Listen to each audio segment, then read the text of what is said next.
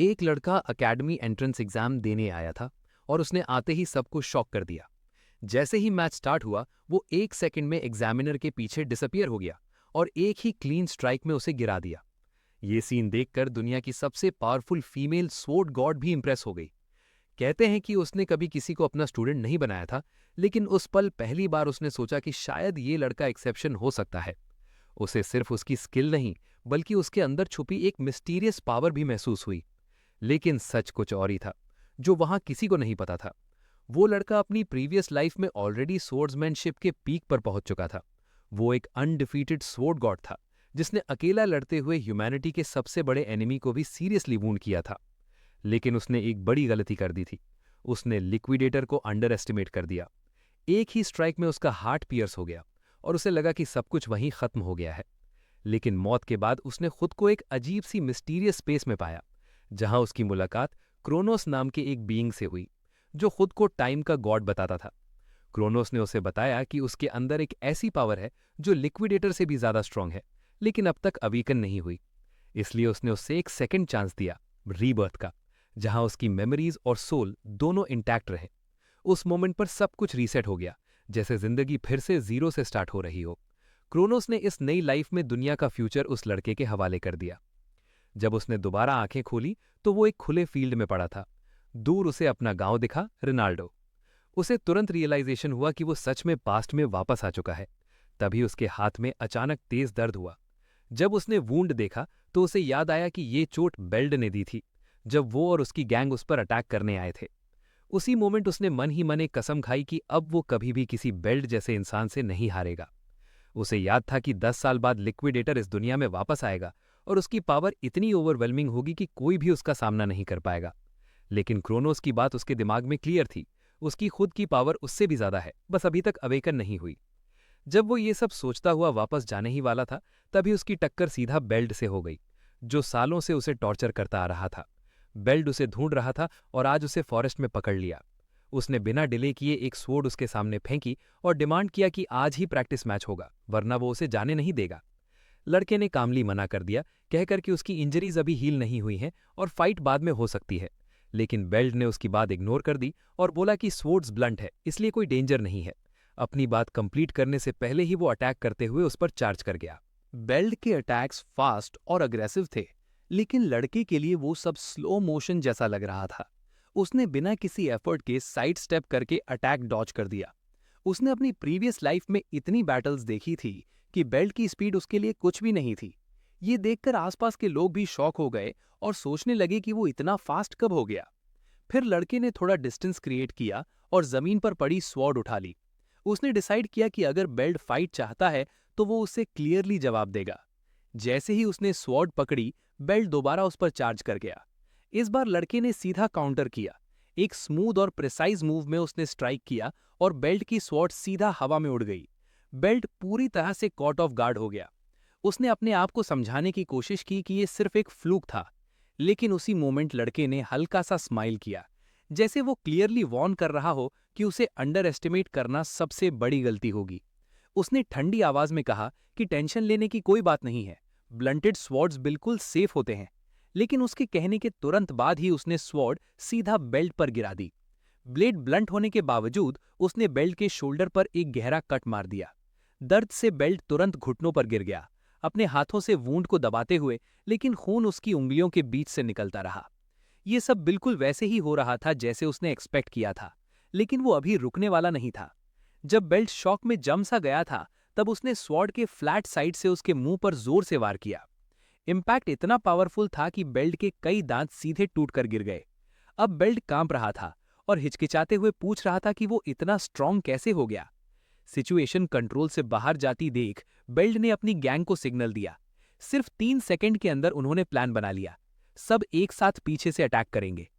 कुछ ही पलों में लड़का चारों तरफ से घेर लिया गया, लेकिन उसने बस एक कोल्ड लाफ छोड़ी, जैसे उन्हें वॉर्न कर रहा हो, क्या वो सब भी वही हाल चाहते हैं जो बेल्ट का हुआ।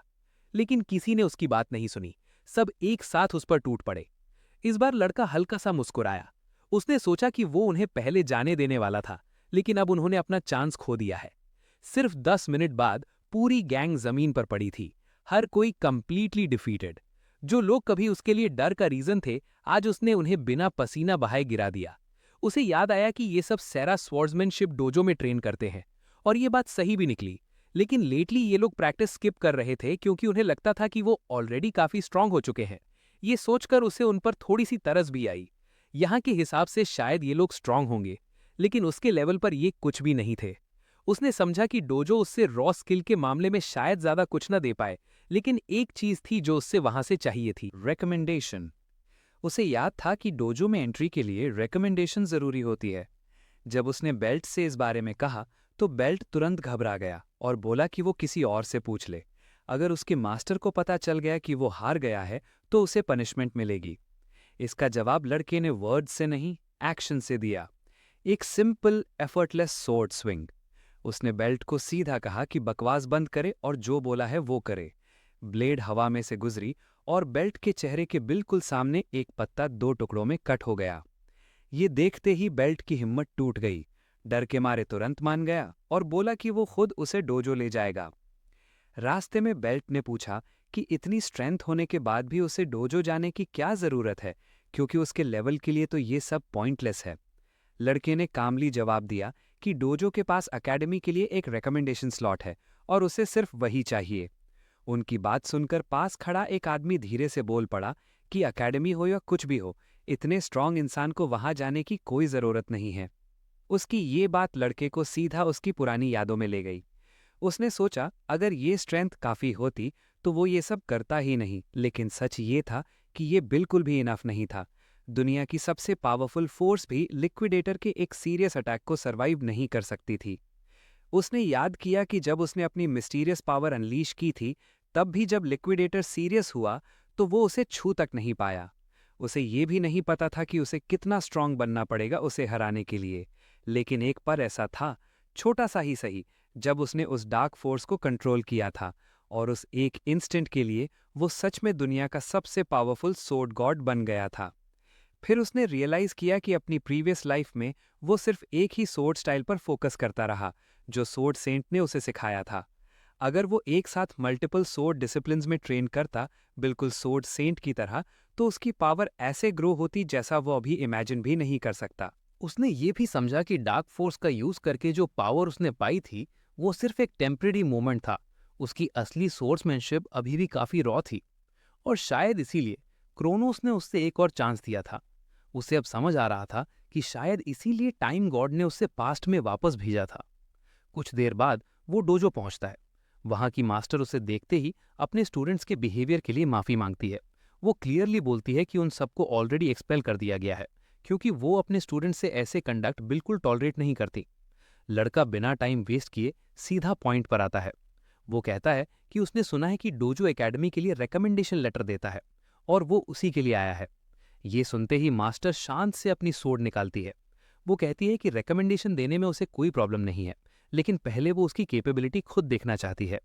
फिर वो उससे कहती है कि वो पहला मूव करे, जब रेडी हो तब अटैक करे। लड़का बिल्कुल हेजिटेट नहीं करता। जैसे ही मास्टर अपनी बात कंप्लीट करती है, वो इंस्टेंटली डिस्टेंस क्लोज कर देता है। सिर्फ 3 सेकंड्स के अंदर दोनों के बीच 1 डजन से ज्यादा स्ट्राइक्स एक्सचेंज हो जाते हैं। मास्टर तुरंत फील करती है कि ये लड़का नॉर्मल नहीं है। उसकी नज़र में इतनी छोटी एज में उसका सोर्समैनशिप इतना शार्प और प्रैक्टिकल है, जैसे उसने काउंटलेस रियल बैटल्स फाइट की हों। तब उसे समझ आता है कि बेल्ट क्यों हार गया। उसके पास कोई चांस ही नहीं था। लेकिन उससे एक और चीज नोटिस होती है। लड़के का स्टाइल मोस्टली सेल्फ टॉट लगता है, लेकिन बीच बीच में उसमें प्रॉपर एकेडमी टेक्निक्स के ट्रेसेस भी दिखते हैं। उसे डाउट होता है कि क्या किसी ने इसे पहले ट्रेन किया है। थोड़ी देर के बाद मास्टर अपना वर्डिक्ट बनाती है। उसे लगता है कि लड़के का सोर्समैनशिप अभी रॉ है, लेकिन उसका टैलेंट अनडिनाइबल है।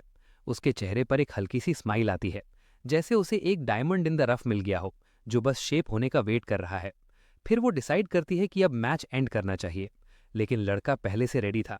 उसने पूरा टाइम उसे रीड किया था और वो इसी मोमेंट का वेट कर रहा था। अचानक वो आगे बढ़ता है और एक प्रिसाइज मूव में मास्टर की सोर्ड उसके हाथ से नॉक कर देता है। मास्टर की आंखें शॉक से खुल जाती हैं।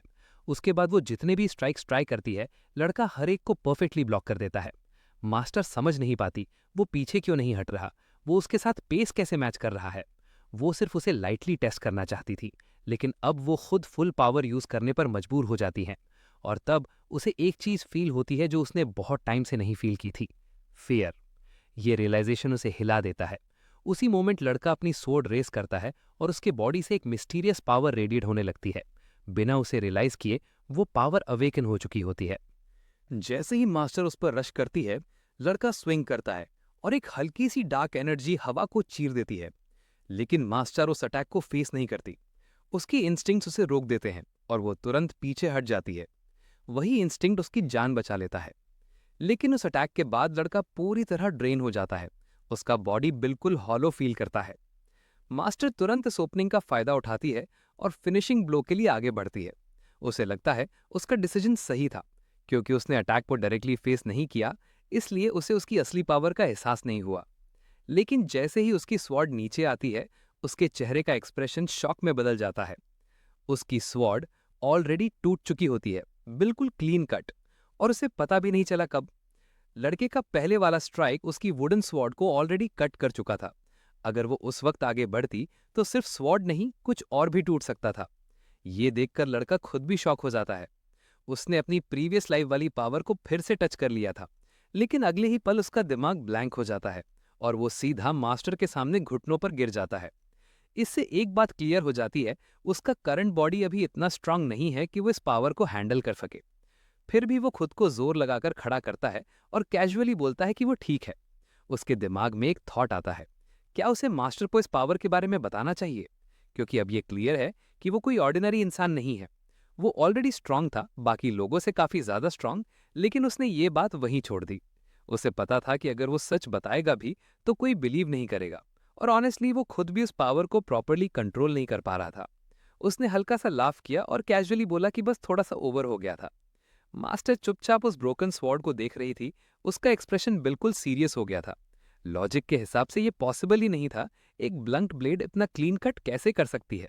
और उसे ये भी फील हो रहा था कि लड़का सच जानता है, लेकिन फिर भी कुछ नहीं कह रहा। सिचुएशन देखकर लड़के ने तुरंत डम एक्ट किया और पूछा कि प्रॉब्लम क्या है। मास्टर ने धीरे से अपनी आंखें बंद की। उसने डिसाइड किया कि अगर लड़का खुद नहीं बोल रहा तो वो फोर्स नहीं करेगी। फिर वो सीधा उसकी तरफ मुड़कर पूछती है, क्या उसे एकेडमी के लिए रिकमेंडेशन लेटर चाहिए? काइस कंफर्म करता है कि हाँ। मास्टर कहती है कि वो लेटर लिख सकती है रॉयल स्वॉर्ड एकेडमी के लिए, जो किंगडम की बेस्ट एकेडमी है, लेकिन वो उसे वहां नहीं भेजेगी। ये सुनते ही लड़का अंदर से डिसअपॉइंटेड हो जाता है, लेकिन वो समझ भी रहा था कि मास्टर गलत नहीं है।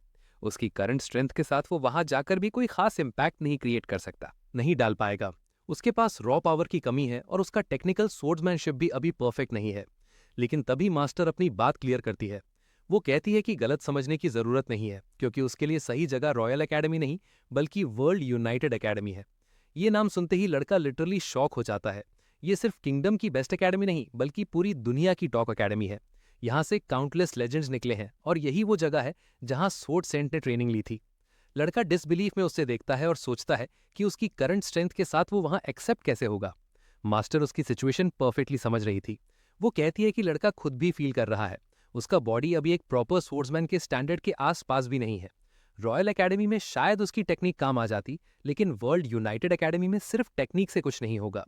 इवन मास्टर खुद ये समझ नहीं पा रही थी कि इतने वीक बॉडी के साथ लड़के ने इतनी हाई लेवल स्किल कैसे डेवलप की। लड़का अंदर ही अंदर साय करता है। उसे पता है कि उस एकेडमी के हर स्टूडेंट एक मॉन्स्टर होता है और इस बॉडी के साथ तो वो कम्पीट करने के लायक भी नहीं है। लेकिन मास्टर उसे हिम्मत नहीं हारने देती। वो कहती है कि एग्जाम में अभी 9 महीने बचे हैं, टाइम कम है लेकिन इनफ है। ये सुनते ही लड़के का दिल तेज धड़कने लगता है। क्या मास्टर वही कह रही है जो वो सोच रहा है? और एग्जैक्टली वही होता है। मास्टर उसे वार्न करती है कि वो अपने आप को सफरिंग के लिए रेडी करे, क्योंकि जो ट्रेनिंग वो देने वाली है वो सीधा हेल जैसी होने वाली है। लड़के को अभी नहीं पता था कि ट्रेनिंग कितनी ब्रूटल होगी, लेकिन ये वही था जो वो चाहता था। उसने बिना हेजिटेशन के एक्सेप्ट किया। अगले 9 महीने वो मास्टर के अंडर ट्रेन करेगा, चाहे जो भी करना पड़े। उस दिन के बाद वो मास्टर के ट्रेनिंग प्लान को परफेक्टली फॉलो करता है। हर दिन नॉन स्टॉप स्ट्रगल से भरा होता है। सिर्फ ट्रेनिंग ही नहीं, उसे अपने बॉडी को फ्यूल भी करना पड़ता है। मास्टर उसे ढेर सारा मीट खिलाती है और ऐसे बिटर स्पिरिट एलिक्सर्स पिलाती है कि उसे उल्टी आने लगती है। ये सब उसके बॉडी को टफ बनाने के लिए था।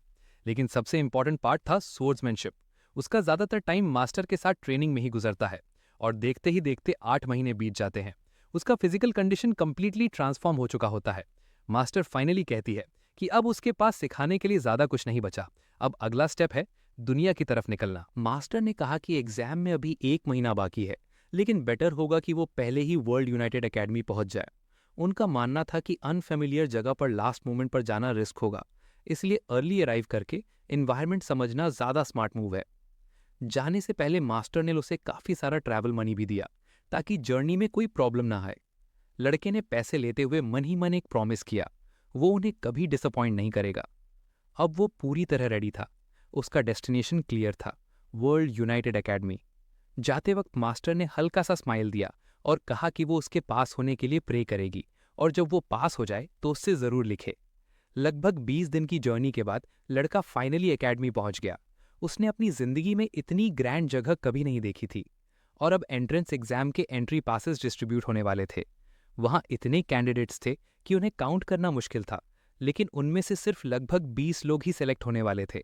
कहते हैं कि ये नंबर हर साल ड्रास्टिकली चेंज होता है, कभी 50, कभी सिर्फ 1 और कभी हंड्रेड्स। कोई एग्जैक्ट रूल नहीं है। थोड़ी देर बाद एक रेड हेड वुमेन आगे आती है और क्राउड को एड्रेस करती है। वो सीधा बोलती है कि एंट्री पासेस अब डिस्ट्रीब्यूट होंगे और सब अपने सामने वाले पास ले लें। जैसे ही वो अपनी फिंगर स्नैप करती है, एक गोल्डन लाइट पूरे क्राउड पर स्प्रेड हो जाती है और 1 सेकेंड में हर कैंडिडेट के हाथ में एक स्लिप आ जाती है। लड़के के पास पर लिखा होता है कैंडिडेट नंबर 513 फाउंडेशन कोर्स। ऊपर से उस औरत की आवाज़ आती है। वो कहती है कि कुछ लोगों को सरप्राइज हो सकता है कि पास पर सिर्फ नंबर और कोर्स लिखा है, लेकिन टेंशन लेने की ज़रूरत नहीं है। हर साल ऐसा ही होता है। वर्ल्ड यूनाइटेड एकेडमी किसी भी चीज़ के बेसिस पर जज नहीं करता। ना एज, ना जेंडर, ना नेशनैलिटी, ना बैकग्राउंड, यहाँ तक कि नाम भी मैटर नहीं करता। सिर्फ वो लोग जो एग्ज़ाम पास करके ब्रिज क्रॉस करने का राइट अर्न करते हैं, उनसे उनका नाम पूछा जाता है। और अगर वो चाहे तो फेक नाम भी दे सकते हैं, कोई फ़र्क नहीं पड़ता। ये सिस्टम देखकर लड़का थोड़ा सरप्राइज हो जाता है। उसने तो कभी किसी को नहीं बताया था कि वो स्वॉर्ड आर्ट्स कोर्स लेना चाहता है, फिर भी उसे वही असाइन हुआ। बाद में पता चलता है कि कोर्सेज सिर्फ अपीयरेंस देखकर असाइन किए गए हैं। वो औरत बोलती है कि अगर किसी को लगता है कि उसे गलत कोर्स मिला है तो हाथ उठाए, वो पर्सनली घुटनों पर बैठकर माफ़ी मांगेगी। लेकिन कोई भी उसकी बात सीरियसली नहीं लेता। सबको लगता है कि एकेडमी ने पहले ही सबका बैकग्राउंड चेक किया होगा। कुछ लोग तो ये भी सोच रहे थे कि शायद उसने माइंड रीडिंग मैजिक यूज़ किया हो। कुछ देर के साइलेंस के बाद जब कोई हाथ नहीं उठाता तो वो एग्जाम शेड्यूल अनाउंस करती है। जैसे ही वो बोलना खत्म करती है, लड़के के पास पर डिटेल्स अपीयर हो जाती हैं। स्वॉर्ड आर्ट्स कोर्स डे 1 सुबह 11 बजे। ये देखकर लड़का अंदर ही अंदर कर्स करता है। उसका एग्जाम ऑलरेडी फर्स्ट डे पर है। वो थोड़ा और टाइम चाहता था ताकि उसका इंजर्ड आर्म रिकवर हो जाए। रेड हेड वुमेन फिर से बोलती है कि ये एक वन टाइम प्रैक्टिकल एग्जाम है। जो लेट आएगा वो डायरेक्टली डिस्क्वालीफाई हो जाएगा। कोई रीशेड्यूल रिक्वेस्ट एक्सेप्ट नहीं होगी। लड़का अपने हाथ को टच करता है। अगर उसे बस कुछ दिन और मिल जाते तो सब कुछ डिफरेंट हो सकता था। जर्नी के दौरान उसका सामना ओगर्स और उनके जनरल से हो गया था। सिचुएशन इतनी खराब हो गई थी कि वो कंप्लीटली कॉर्नर हो गया था। तब उसने मजबूरी में फिर से उस मिस्टीरियस पावर का यूज किया। सिर्फ एक स्ट्राइक, और ओगर जनरल एक ही स्ट्राइक में खत्म हो गया था। लेकिन उस फाइट के बाद उसे रिकवर होने में काफी टाइम लग गया। इसी वजह से वो एग्जाम्स के सिर्फ लास्ट दिन ही एकेडमी पहुंच पाया। उसका राइट आर्म उस बैटल में काफी बैडली डैमेज हो चुका था। अब उसे समझ आ रहा था कि उसे ये एग्जाम इंजर्ड स्टेट में ही देना पड़ेगा। कुछ ही देर में एक स्टाफ मेंबर आकर उसे बताता है कि उसका टर्न आ गया है। वो धीरे से एक गहरी सांस लेता है। ये नेगेटिव सोचने का वक्त नहीं था। उसका लेफ्ट आर्म बिल्कुल ठीक था और राइट आर्म भी थोड़ा बहुत मूव कर रहा था। फिलहाल के लिए इतना काफी होना चाहिए। उसने डिसाइड किया कि जैसे ही मैच स्टार्ट होगा, वो तुरंत एग्जामिनर की वीकनेस ढूंढेगा और टाइम खत्म होने से पहले उसे डिफीट करेगा। थोड़ा आगे एक और कैंडिडेट का मैच चल रहा था। एग्जामिनर 1 सेकंड में लो स्टैंस लेता है और एक पावरफुल स्विंग से उस बल्कि कैंडिडेट को सीधा हवा में उड़ा देता है। हारने के बाद कैंडिडेट चुपचाप अपना वेपन उठाता है और अरीना से बाहर चला जाता है। ये देखकर लड़के के चेहरे पर एक टेंस सी स्माइल आती है। उसे समझ आ गया था कि उसके इंजर्ड आर्म के साथ एग्जामिनर को क्विकली डिफीट करना ऑलमोस्ट इम्पॉसिबल होने वाला है। कुछ ही पल बाद एग्जामिनर उस कैंडिडेट को फिनिश करके उसकी तरफ मुड़ता है और आवाज लगाता है, अब उसकी बारी है। वो धीरे धीरे अरीना में एंटर करता है। अंदर से उसका कॉन्फिडेंस थोड़ा शेकी था, क्योंकि उसका राइट हैंड अभी भी वीक था। एग्जामिनर शांत खड़ा था, हाथ पीछे बंधे हुए। उसने कामली बोला कि लड़का पहला अटैक कर सकता है और अपनी पूरी स्ट्रेंथ यूज करे। लड़के ने स्वॉर्ड की ग्रिप टाइट की। उसे किसी रिमाइंडर की जरूरत नहीं थी, ये उसका एक ही चांस था। वो अचानक से फुल स्पीड में आगे बढ़ता है। उसी मोमेंट उसे मास्टर की ट्रेनिंग याद आती है। उन्होंने सिखाया था कि स्वॉर्ड स्ट्राइक सिर्फ हाथ से नहीं होती, पूरे बॉडी की फोर्स को आर्म के थ्रू चैनल करना पड़ता है। अब उसे वही अप्लाई करना था। उसने सोचा कि चाहे राइट आर्म वीक हो, अगर वो पूरे बॉडी का फोर्स यूज करेगा तो स्ट्राइक इफेक्टिव हो सकती है। वो डिस्टेंस क्लूज करता है और अटैक करता है, लेकिन रियलिटी ये थी कि इंजर्ड आर्म उसे एक्सपेक्टेड से ज्यादा रिस्ट्रिक्ट कर रहा था। अगर बिना आर्म स्ट्रेंथ के फाइट करना इतना इजी होता तो कोई बॉडी ट्रेनिंग पर फोकस ही नहीं करता। एग्जामिनर तुरंत उसकी ओपनिंग देख लेता है और काउंटर के लिए मूव करता है, लेकिन लड़का ये होने नहीं देने वाला था। तभी उसे एक अजीब सी चीज फील होती है। एग्जामिनर की स्वॉर्ड उसे स्लो क्यों लग रही है? अगर वो इतना वीक होता तो यहां एग्जामिनर होता ही नहीं। इसका मतलब सिर्फ एक ही था, लड़के की स्पीड बढ़ चुकी थी। एग्जामिनर का ब्लेड हवा को कट करता हुआ आता है, लेकिन लड़का उसे इजीली डिफ्लेक्ट कर देता है। अब वो अपने माइंड में कंपेयर करता है एग्जामिनर और मास्टर के बीच का गैप। एग्जामिनर की रॉ पावर इंप्रेसिव थी, लेकिन स्पीड और टेक्निक में वो मास्टर के लेवल के आसपास भी नहीं था। उसे रियलाइज होता है कि अगर वो मास्टर की सिखाई हुई स्वॉर्ड्समैनशिप पर रिलाई करे तो वो अपने इंजर्ड आर्म की कमी को कवर कर सकता है। दोनों के बीच लगातार स्ट्राइक्स एक्सचेंज होने लगते हैं। कुछ सेकंड्स तक ब्लेड्स की टकराने की शार्प आवाज हवा में गूंजती रहती है। धीरे धीरे क्लियर होने लगता है कि लड़के की स्पीड एग्जामिनर से ज्यादा है। उसका गैस सही था, एग्जामिनर उसके पेस को मैच नहीं कर पा रहा। एग्जामिनर के चेहरे पर पैनिक दिखने लगता है, उसका एक्सप्रेशन चेंज हो जाता है। ये देखकर लड़के के अंदर एक नई होप जगती है। वो समझ जाता है कि एग्जामिनर उतना स्ट्रांग नहीं है जितना उसने सोचा था, और उसके पास अभी भी चांस है। उसे मास्टर की बात याद आती है, उन्हें पूरा यकीन था कि वो पास करेगा। एक और पावरफुल क्लैश होता है, दोनों की स्वॉर्ड्स टकराती हैं। इस बार कंट्रोल लड़के के पास है। अब कंट्रोल उसके पास था। सिर्फ एक हल्की सी रिस्ट मूवमेंट और एग्जामिनर की सोर्ड उसके हाथ से उड़ गई। अब उसकी बारी थी। उस मूवमेंट पर उसे एक रियल कॉन्फिडेंस फील होता है। चाहे उसका राइट हैंड ऑलमोस्ट यूजलेस हो, फिर भी उसे पता था कि वो जीत सकता है। लेकिन एग्जामिनर भी इतना आसान नहीं था। वो तुरंत अपनी सोर्ड वापस खींच लेता है और रैपिड काउंटर्स की एक चेन चला देता है। फिर भी लड़के के लिए उसका हर मूव क्लियरली विजिबल था। वो हर स्ट्राइक को आने से पहले ही रीड कर रहा था। अब एग्जामिनर की सोल्समैनशिप उसके लिए कोई सीक्रेट नहीं रही थी। अगले ही पल लड़का अपनी सारी फोर्स लेफ्ट हैंड में लोड करता है और एक क्लीन डायरेक्ट थ्रस्ट उसके बॉडी की तरफ करता है। एग्जामिनर उसे ब्लॉक कर लेता है, और यहीं से लड़के को समझ आता है उनके बीच का गैप अभी भी काफी बड़ा है। वो उसकी गार्ड तोड़ नहीं पा रहा। एक हाथ से जीतना इतना सिंपल नहीं होने वाला। सिचुएशन थोड़ी ग्रिम लग रही थी, लेकिन उसने नोटिस किया कि एग्जामिनर के मूवमेंट्स धीरे धीरे स्लॉपी हो रहे हैं। ये रिस्की था, लेकिन शायद यही उसका चांस था। उसने जानबूझकर एक ओपनिंग दिखाई, और एक्सपेक्टेड के मुताबिक एग्जामिनर ने तुरंत बेट ले ली। लड़के का दिल तेज धड़क रहा था। उसे पता था कि उसे आने वाला हिट एब्जॉर्ब करना पड़ेगा। एक भी मिस्टेक का मतलब डिफीट हो सकता था। एग्जामिनर बिना हेजिटेट किए अटैक करता है। उसे लगता है कि ये मूव मैच खत्म कर देगा, लेकिन लड़का अंदर ही अंदर मुस्कुराता है। फाइनली उसे वो मूवमेंट मिल गया जिसका वो वेट कर रहा था। वो अपने बॉडी को कॉइल करता है, सारी फोर्स अपनी लेग्स में डालता है, और एक एक्सप्लोसिव मूवमेंट के साथ अपनी जगह से वैनिश हो जाता है। अगला ही इंस्टेंट वो एग्जामिनर के पीछे होता है। ये परफेक्ट पोजीशन थी। पावर गैप चाहे जितना भी हो, पीछे आने के बाद मैच खत्म हो जाता है। एग्जामिनर शॉक में जम जाता है। उसने कभी इमेजिन नहीं किया था कि लड़का इतनी स्पीड से मूव कर सकता है, और लड़का उसे रिएक्ट करने का एक सेकंड भी नहीं देता। वो डिसाइड करता है अब ये यहीं खत्म होगा। लेकिन जैसे ही वो फाइनल स्ट्राइक देने वाला होता है, ऊपर से एक आवाज आती है, स्टॉप। लड़का तुरंत फ्रीज हो जाता है। उसकी सोर्ड एग्जामिनर के बैक के बिल्कुल पास रुक जाती है। वो कंफ्यूज होकर ऊपर देखता है, क्या ये उसकी विक्ट्री अनाउंस कर रहे हैं? लेकिन उसने अभी स्ट्राइक किया ही नहीं था। तब ऊपर से अनाउंस होता है, टाइम अप, रिजल्ट ड्रॉ।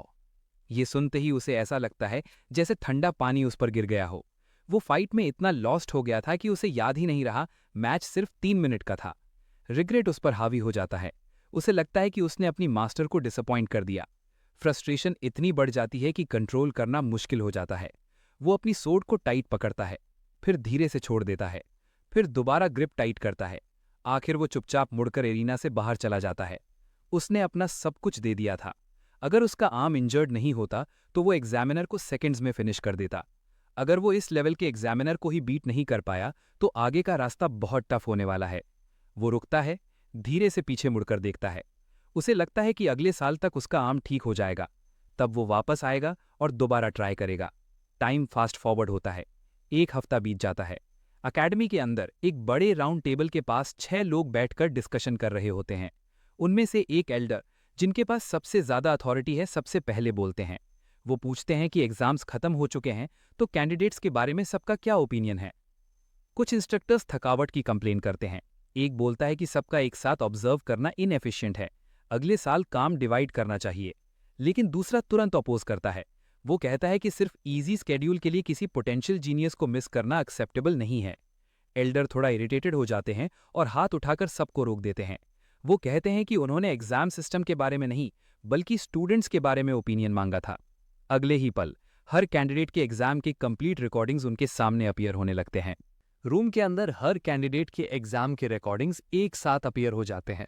सब इंस्ट्रक्टर्स उन्हें ध्यान से रिव्यू करने लगते हैं ताकि स्टैंड आउट परफॉर्मेंसेज आइडेंटिफाई की जा सके। फिर हर कैंडिडेट की क्वालिटीज और स्ट्रेंथ को कंपेयर करके फाइनल एडमिशंस डिसाइड होने वाले होते हैं। इस वक्त स्वॉर्ड आर्ट्स कोर्स का बैच रिव्यू हो रहा था। जो कैंडिडेट्स एग्जामिनर को डायरेक्टली डिफीट कर चुके थे, उनके अलावा कैंडिडेट नंबर 5Z17 और 753 सबसे ज्यादा नोटिसेबल थे। एक इंस्ट्रक्टर सजेस्ट करता है कि बाकी कैंडिडेट्स वैसे भी कोर्स वर्क के पेस को हैंडल नहीं कर पाएंगे, इसलिए यहीं शॉर्टलिस्ट फाइनल कर देते हैं। रूम में एकदम साइलेंस छा जाता है। एल्डर अभी भी चुपचाप रिकॉर्डिंग्स देख रहे होते हैं। थोड़ी देर के पॉज के बाद वो बोलते हैं कि अगर कोई फाइनल एडिशन नहीं है तो सिलेक्टेड कैंडिडेट्स को कंफर्म कर दिए जाएंगे। तभी अचानक एक आवाज आती है। किसी ने पूछा, क्या किसी ने कैंडिडेट नंबर 513 को नोटिस किया? ये सुनते ही एल्डर का एक्सप्रेशन थोड़ा शार्प हो जाता है। वो पूछते हैं कि क्या उस कैंडिडेट में कुछ खास है? जो बोलती है वो प्रोफेसर एरियल होती हैं। वो कामली सबसे पूछती हैं कि उनका कैंडिडेट 513 के बारे में क्या ओपिनियन है। सब इंस्ट्रक्टर्स का फोकस तुरंत उस रिकॉर्डिंग पर शिफ्ट हो जाता है। एक इंस्ट्रक्टर तुरंत डिसमिस कर देता है। उसके हिसाब से लड़का काफी एवरेज लगता है, ऊपर से लेफ्ट हैंडेड भी है। वो मानता है कि उसने मैच का कुछ पार्ट देखा था और लग रहा था कि लड़का जीतने वाला है, लेकिन अगर किसी एग्जामिनर को हराने के लिए ट्रैप्स और बेट का यूज करना पड़े तो आगे का रास्ता मुश्किल ही होगा। दूसरा इंस्ट्रक्टर बोलता है कि लड़का पूरे मैच में डिफेंसिव पोजीशन में था। उनके हिसाब से उसकी टेक्निक ठीक है, लेकिन उसमें रॉ पावर की कमी क्लियर है। पूरा मैच देखने के बाद सबका कंक्लूजन सेम होता है। वो लड़का इस अकेडमी के लेवल के लिए फिट नहीं है। एक एक करके सब उस रिकॉर्डिंग को इग्नोर कर देते हैं। टेबल के अराउंड लोग सिर हिला देते हैं जैसे डिसीजन क्लियर हो। प्रोफेसर एरियल कुछ बोलने के लिए अपना मुंह खोलती हैं, लेकिन फिर चुप हो जाती हैं। अंदर ही अंदर वो एक्चुअली खुश होती हैं। इतने सारे लोग देख रहे हैं, फिर भी किसी को वो चीज नहीं दिखी जो उन्होंने देखी। उनके दिमाग में एक ही थॉट आता है, अगर सब इतने ब्लाइंड हैं तो सबका साथ मिलकर ऑब्जर्व करना वैसे भी वेस्ट है। ये जेम अब सिर्फ उनका है। अगला दिन जल्दी आ जाता है। सब लोग सेंट्रल प्लाजा में गैदर होते हैं। लड़के के हाथ में उसका एंट्री पास है, कैंडिडेट नंबर 513। उसे बताया गया था कि अगर उसका पास जल उठे तो इसका मतलब है कि वो सिलेक्ट हो गया है। तभी एक लाउड अनाउंसमेंट होता है, स्वॉर्ड आर्ट्स कोर्स के रिजल्ट्स अनाउंस होने वाले हैं। सिर्फ 6 कैंडिडेट सिलेक्ट हुए हैं। लड़के का दिल जोर से धड़कने लगता है। ये फाइनल मोमेंट था। अनाउंसमेंट के तुरंत बाद 2 एंट्री पासेस जल उठते हैं, कैंडिडेट नंबर 5 और 217, फिर 432 और 615, और उसके बाद 753 और 925। लिस्ट यहीं खत्म हो जाती है। टोटल 6 कैंडिडेट सिलेक्ट हो चुके थे। लड़का ब्लैंक एक्सप्रेशन के साथ अपना पास देखता है। उसका पास बिल्कुल नॉर्मल है। वो फेल हो गया था। अनाउंसमेंट होता है कि सिलेक्टेड कैंडिडेट्स आज के एंड तक ब्रिज क्रॉस करके रजिस्ट्रेशन कंप्लीट कर लें। उसके आसपास लोग खुश होकर सेलिब्रेट कर रहे होते हैं, और वो बस वहां खड़ा रह जाता है, दिल में सिर्फ एक हैवी सा दर्द। उसे लगता है कि उसने अपनी मास्टर को डिसअपॉइंट कर दिया है। अब आगे क्या करे उसे समझ नहीं आ रहा। शायद रॉयल स्वॉर्ड एकेडमी जाना पड़े, लेकिन उसे और सोचने का मौका भी नहीं मिलता। अचानक अनाउंसमेंट फिर से इंटरप्ट होता है, next I of God special admission. ये सुनते ही सब लोग थोड़ा कंफ्यूज हो जाते हैं। अगले ही पल लड़के का एंट्री पास एक ब्राइट ब्लू लाइट से ग्लो करने लगता है, कैंडिडेट नंबर 513 एक्सेप्टेड। ये सुनते ही लड़का शॉक में जम जाता है। सिर्फ वो ही नहीं, उसके आसपास खड़े सब लोग स्टन रह जाते हैं। किसी ने भी एक्सपेक्ट नहीं किया था कि आई ऑफ गॉड स्पेशल एडमिशन किसी को मिलेगा। सब लोग शॉक में थे और ये शॉक सेटल होने का नाम ही नहीं ले रहा था। लड़का खुद भी समझ नहीं पा रहा था, क्या वो सच में पास हो गया? तभी पास खड़ा एक बंदा हल्की सी हंसी उड़ाता है और बोलता है कि आई ऑफ गॉड स्पेशल एडमिशन फिर से आ गया, काफी टाइम बाद।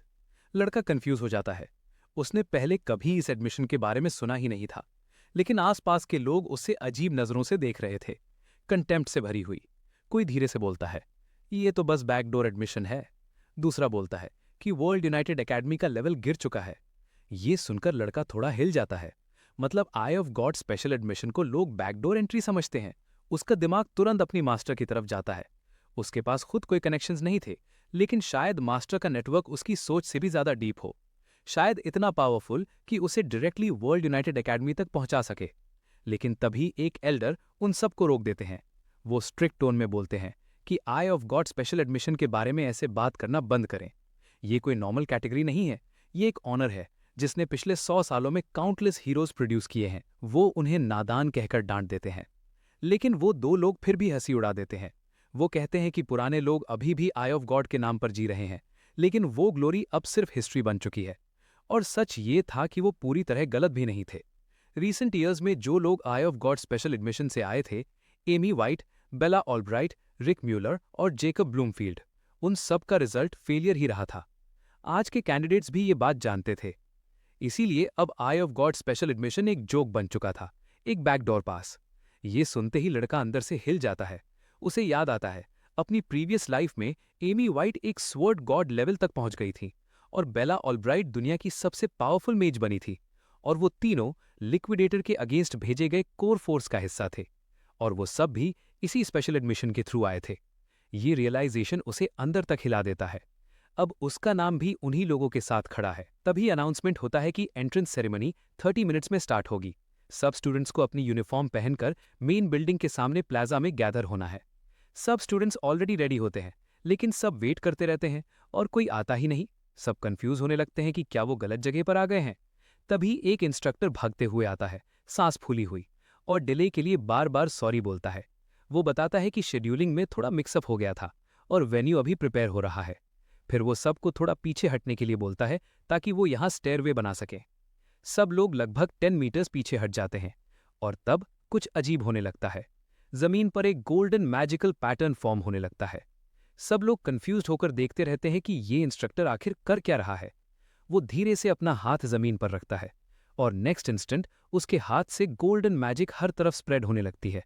साथ ही पूरे प्लाजा में एक massive golden magic formation light up हो जाता है।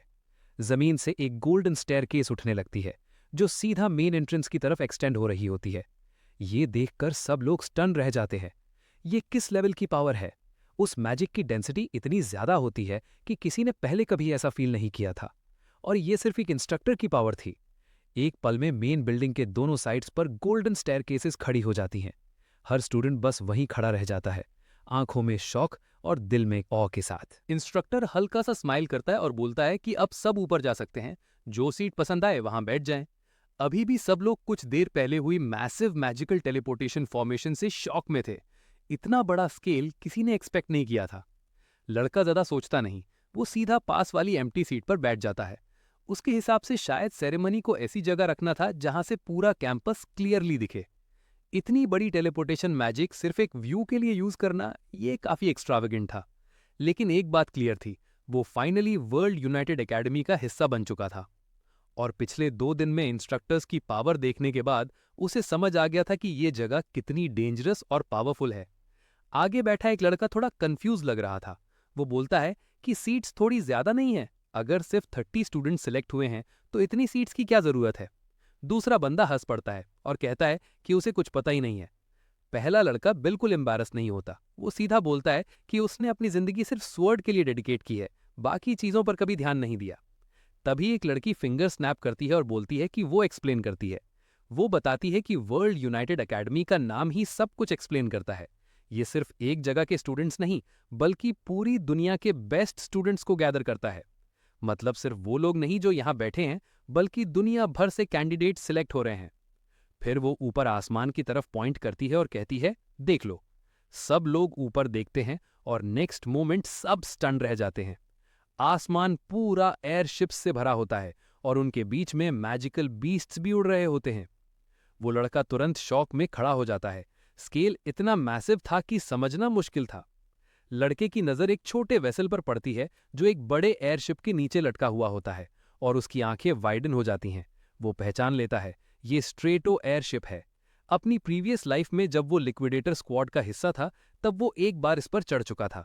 ये दुनिया के सबसे बड़े एयरशिप्स में से एक माना जाता है, और अकेडमी ने इसे सिर्फ एक एनरोलमेंट सेरेमनी के लिए यूज किया था।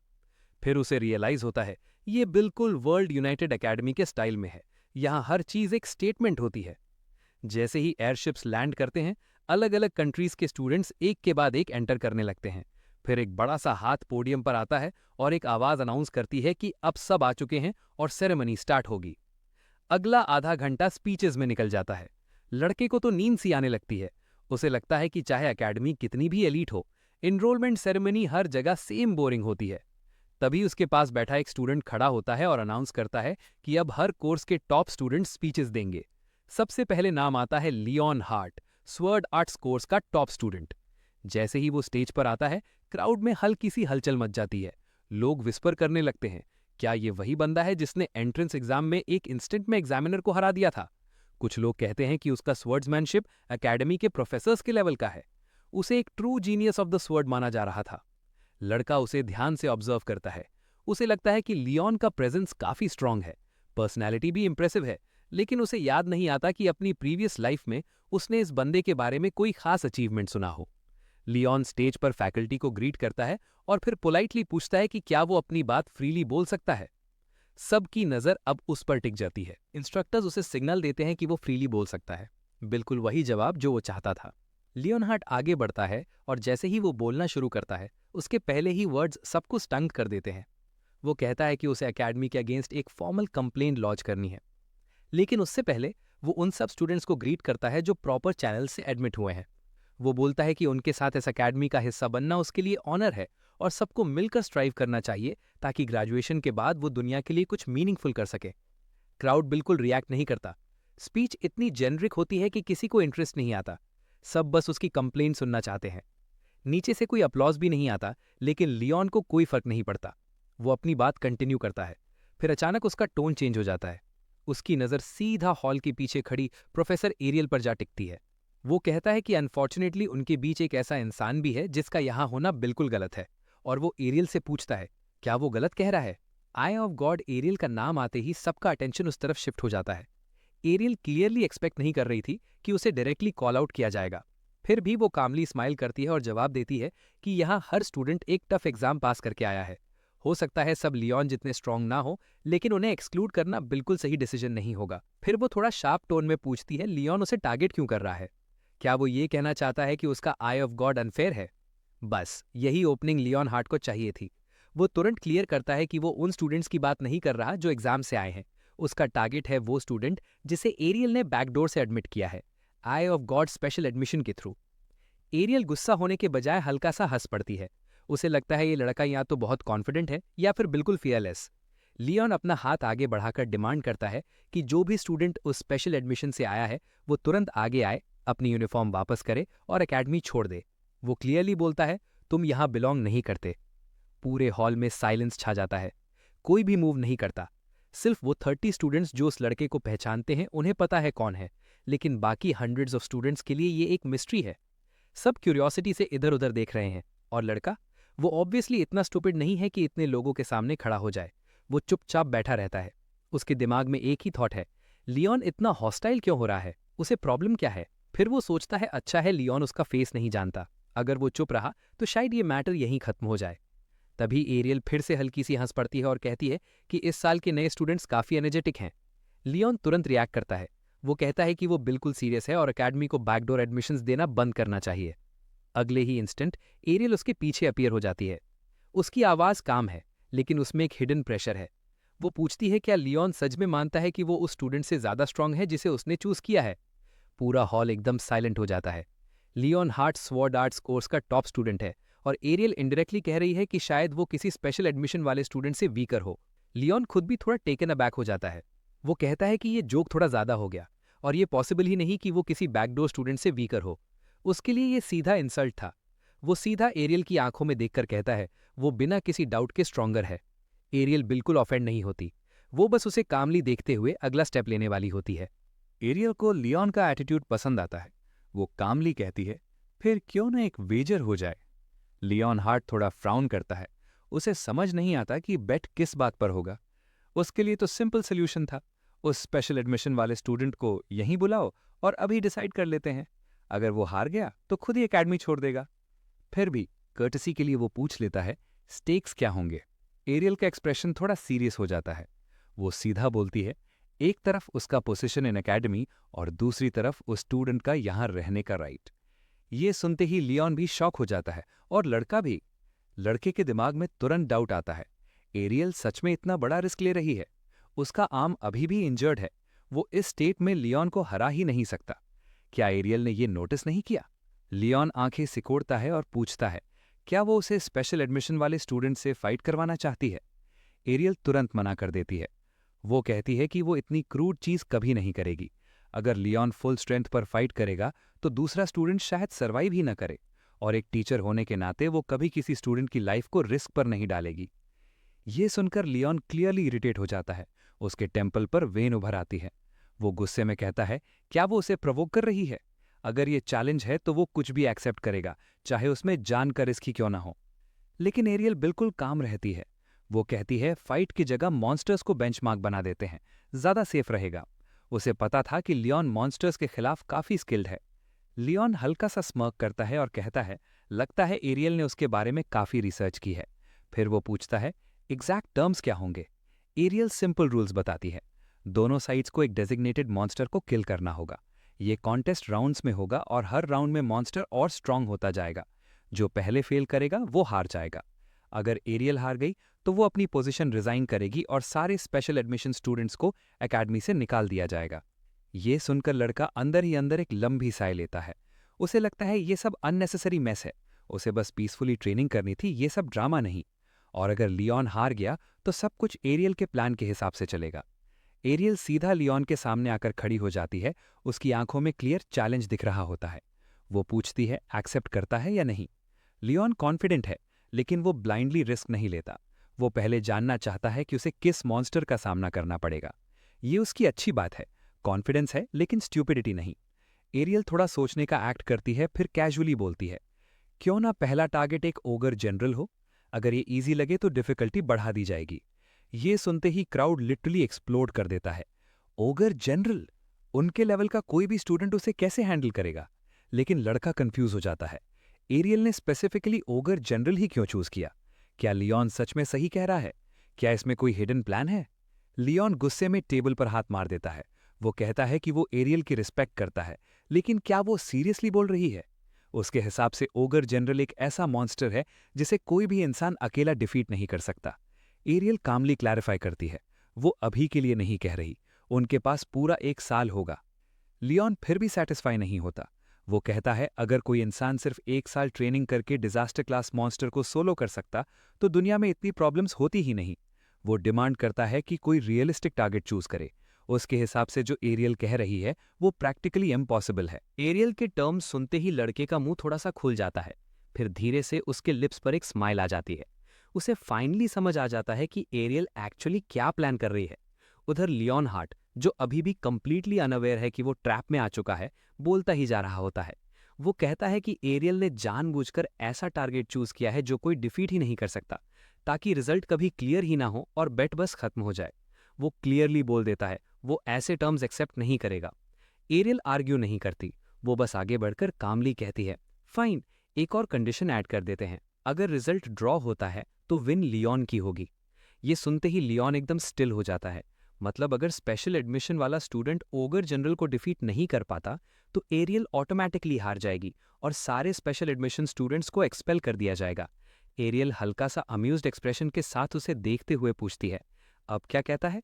लियोन के दिमाग में ये बात बैठ जाती है कि एरियल शायद अपनी सैनिटी लूज कर चुकी है। उसे लगने लगता है कि ये बेट तो स्टार्ट होने से पहले ही डिसाइड हो चुकी है। एरियल हल्की सी हंसी के साथ टर्न कर जाती है और कहती है, लगता है अब कोई ऑब्जेक्शन नहीं है, तो डील फाइनल। लियोन अभी भी थोड़ा अनईजी होता है, इसलिए वो एक लास्ट क्लैरिफिकेशन लेता है। टारगेट एक फुल्ली इंटैक्ट ओगर जनरल ही होना चाहिए, कोई वीकेंड या कॉम्प्रोमाइज वर्जन नहीं। एरियल सीधा कंफर्म करती है, बिल्कुल।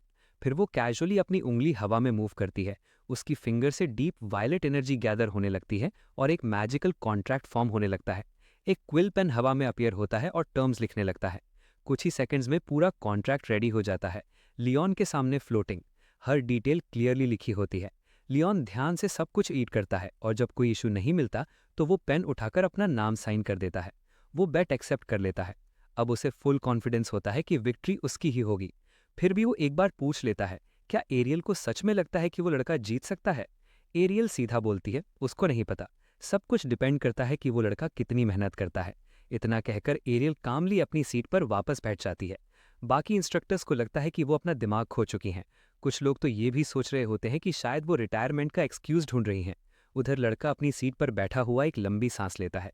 उसे लगता है ये लोग चीज़ों को अननेसेसरली कॉम्प्लिकेटेड बना देते हैं। लेकिन जैसे ही एरियल ने टाइम फ्रेम 1 साल का रखा, उसे तभी कुछ अजीब लगा था। क्या एरियल उस बैटल को काउंट कर रही है जो उसने एकेडमी ज्वाइन करने से पहले फाइट की थी? तभी एरियल की नज़र सीधा उस पर पड़ती है। लड़के का दिल 1 सेकंड के लिए रुक जाता है। उस एक लुक से सब क्लियर हो जाता है। उसका गेस बिल्कुल सही था। ये बेट शुरू से ही डिसाइड था। एरियल हल्का सा मिस्चीवियस स्माइल के साथ अपनी फिंगर लिप्स पर रखकर सिग्नल देती है, चुप रहो। लड़का अंदर ही अंदर मान जाता है। एरियल जितनी दिखती है उससे कहीं ज़्यादा कैलकुलेटिंग है। और इसी के साथ उसकी फर्स्ट क्लास स्टार्ट होती है, मैजिक। इंस्ट्रक्टर पोडियम से कामली बोलना शुरू करता है। वो कहता है कि शायद कुछ स्टूडेंट्स सरप्राइज हो रहे होंगे कि फर्स्ट डे से ही क्लासेस स्टार्ट हो रही हैं, लेकिन इस एकेडमी में एक भी दिन वेस्ट नहीं किया जा सकता। फिर वो बेसिक्स एक्सप्लेन करना स्टार्ट करता है कि मैजिक को चैनल कैसे किया जाता है। वो बताता है कि हर इंसान के अंदर एक इनविजिबल एनर्जी फ्लो करती है जिसे ईथर कहते हैं, और जब हम अपने बॉडी के मैजिक सर्किट्स को कंट्रोल करते हैं तब हम मैजिक कास्ट कर पाते हैं। लड़का बैक रो में बैठा होता है और वो बस क्वाइटली सब ऑब्जर्व कर रहा होता है। लड़का इनिशियली थोड़ा वरीड होता है कि शायद वो क्लास का पेस हैंडल नहीं कर पाएगा, लेकिन अभी तक सब मैनेजेबल लग रहा होता है। ये एक्सप्लेनेशन उसने पहले भी ट्रेनिंग कैंप में सुन रखी थी। फिर उसकी नज़र नीचे जाती है और उसे एक प्रॉब्लम याद आती है। वो उसी क्लास में बैठा है उस अनोइंग लियोन हार्ट के साथ। वो अंदर ही अंदर बिटर स्माइल करता है। उसके पास ये सब हैंडल करने का टाइम नहीं है। उसे बस इतना इंश्योर करना है कि लियोन को पता ना चले कि वो आई ऑफ गॉड स्पेशल एडमिशन वाला स्टूडेंट है। लेकिन उसकी ये होप तुरंत टूट जाती है। इंस्ट्रक्टर उसे देख लेता है। वो सीधा बोलता है, तुम राइट साइड वाले, लगता है तुम्हें ये सब बोरिंग लग रहा है। लड़का शॉक हो जाता है। सिर्फ 5 मिनट ही हुए थे क्लास को और इंस्ट्रक्टर ने उसे पकड़ लिया। इंस्ट्रक्टर थोड़ा सार्कास्टिक टोन में बोलता है, क्लास शुरू होते ही इधर उधर देखना, काफी बोल्ड हो तुम। लड़का तुरंत अपोलोजाइज करता है, लेकिन इंस्ट्रक्टर रुकता नहीं। वो अपनी बुक बंद करता है और बोलता है, अगर तुम इतने कॉन्फिडेंट हो तो सबको दिखाओ तुम क्या कर सकते हो। उसे लगता है लड़का बेसिक मैजिक जानता होगा, लेकिन लड़का बीच में ही बोल पड़ता है। रिस्पेक्टफुली कहता है कि वो स्वॉर्ड आर्ट्स कोर्स का स्टूडेंट है, तो मैजिक ना आना भी शायद एक्सेप्टेबल होगा। इंस्ट्रक्टर तुरंत उसे शट डाउन करता है। वो कहता है, चाहे तुम सिर्फ स्वॉर्ड यूज करो, फिर भी तुम्हें मैजिक के बेसिक समझने होंगे।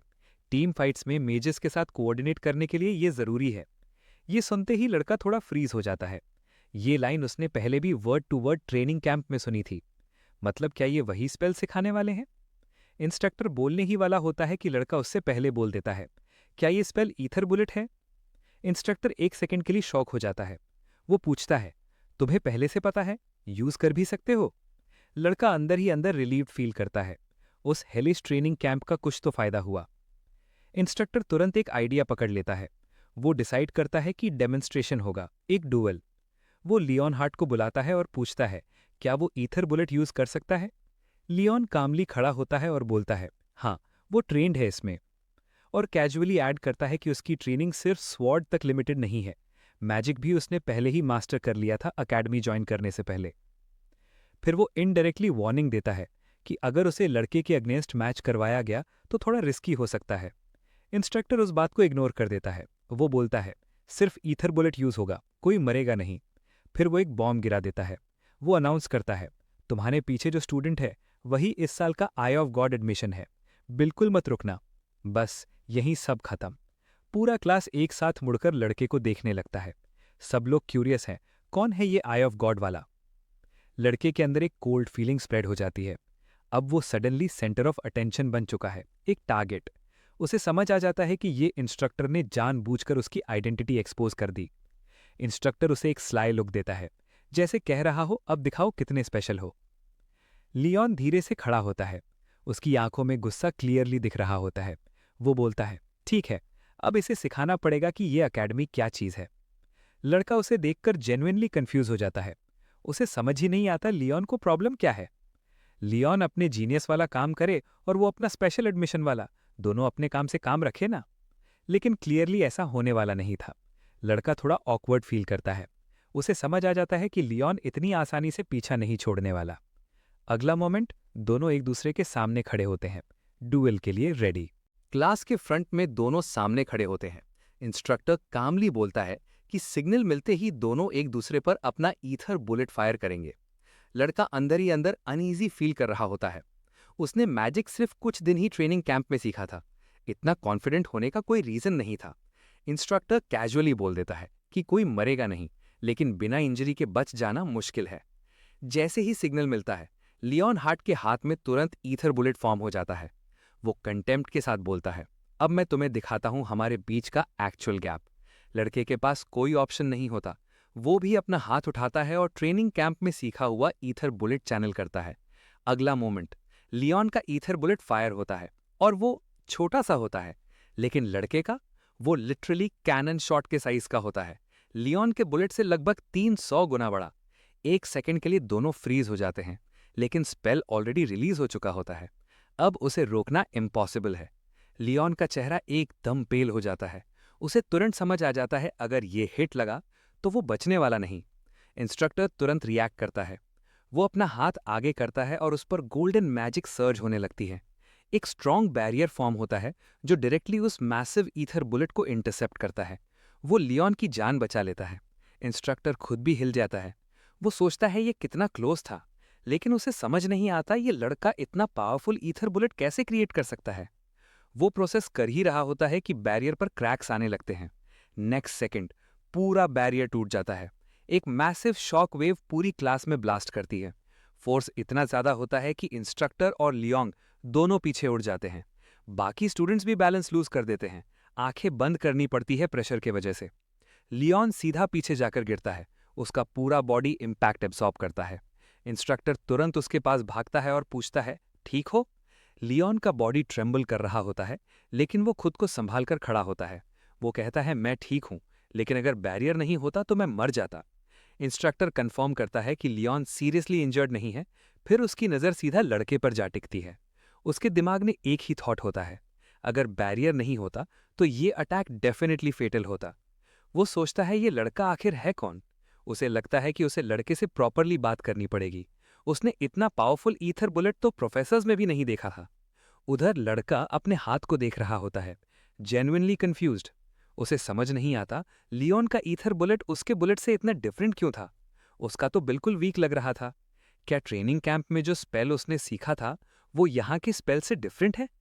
फिर उसे याद आता है वो फ्यूचर नॉलेज था, 10 साल आगे का मैजिक। फिर भी वो अपना कंफ्यूजन हाइड करते हुए सीधा इंस्ट्रक्टर से पूछता है, क्या मैंने गलत स्पेल यूज किया?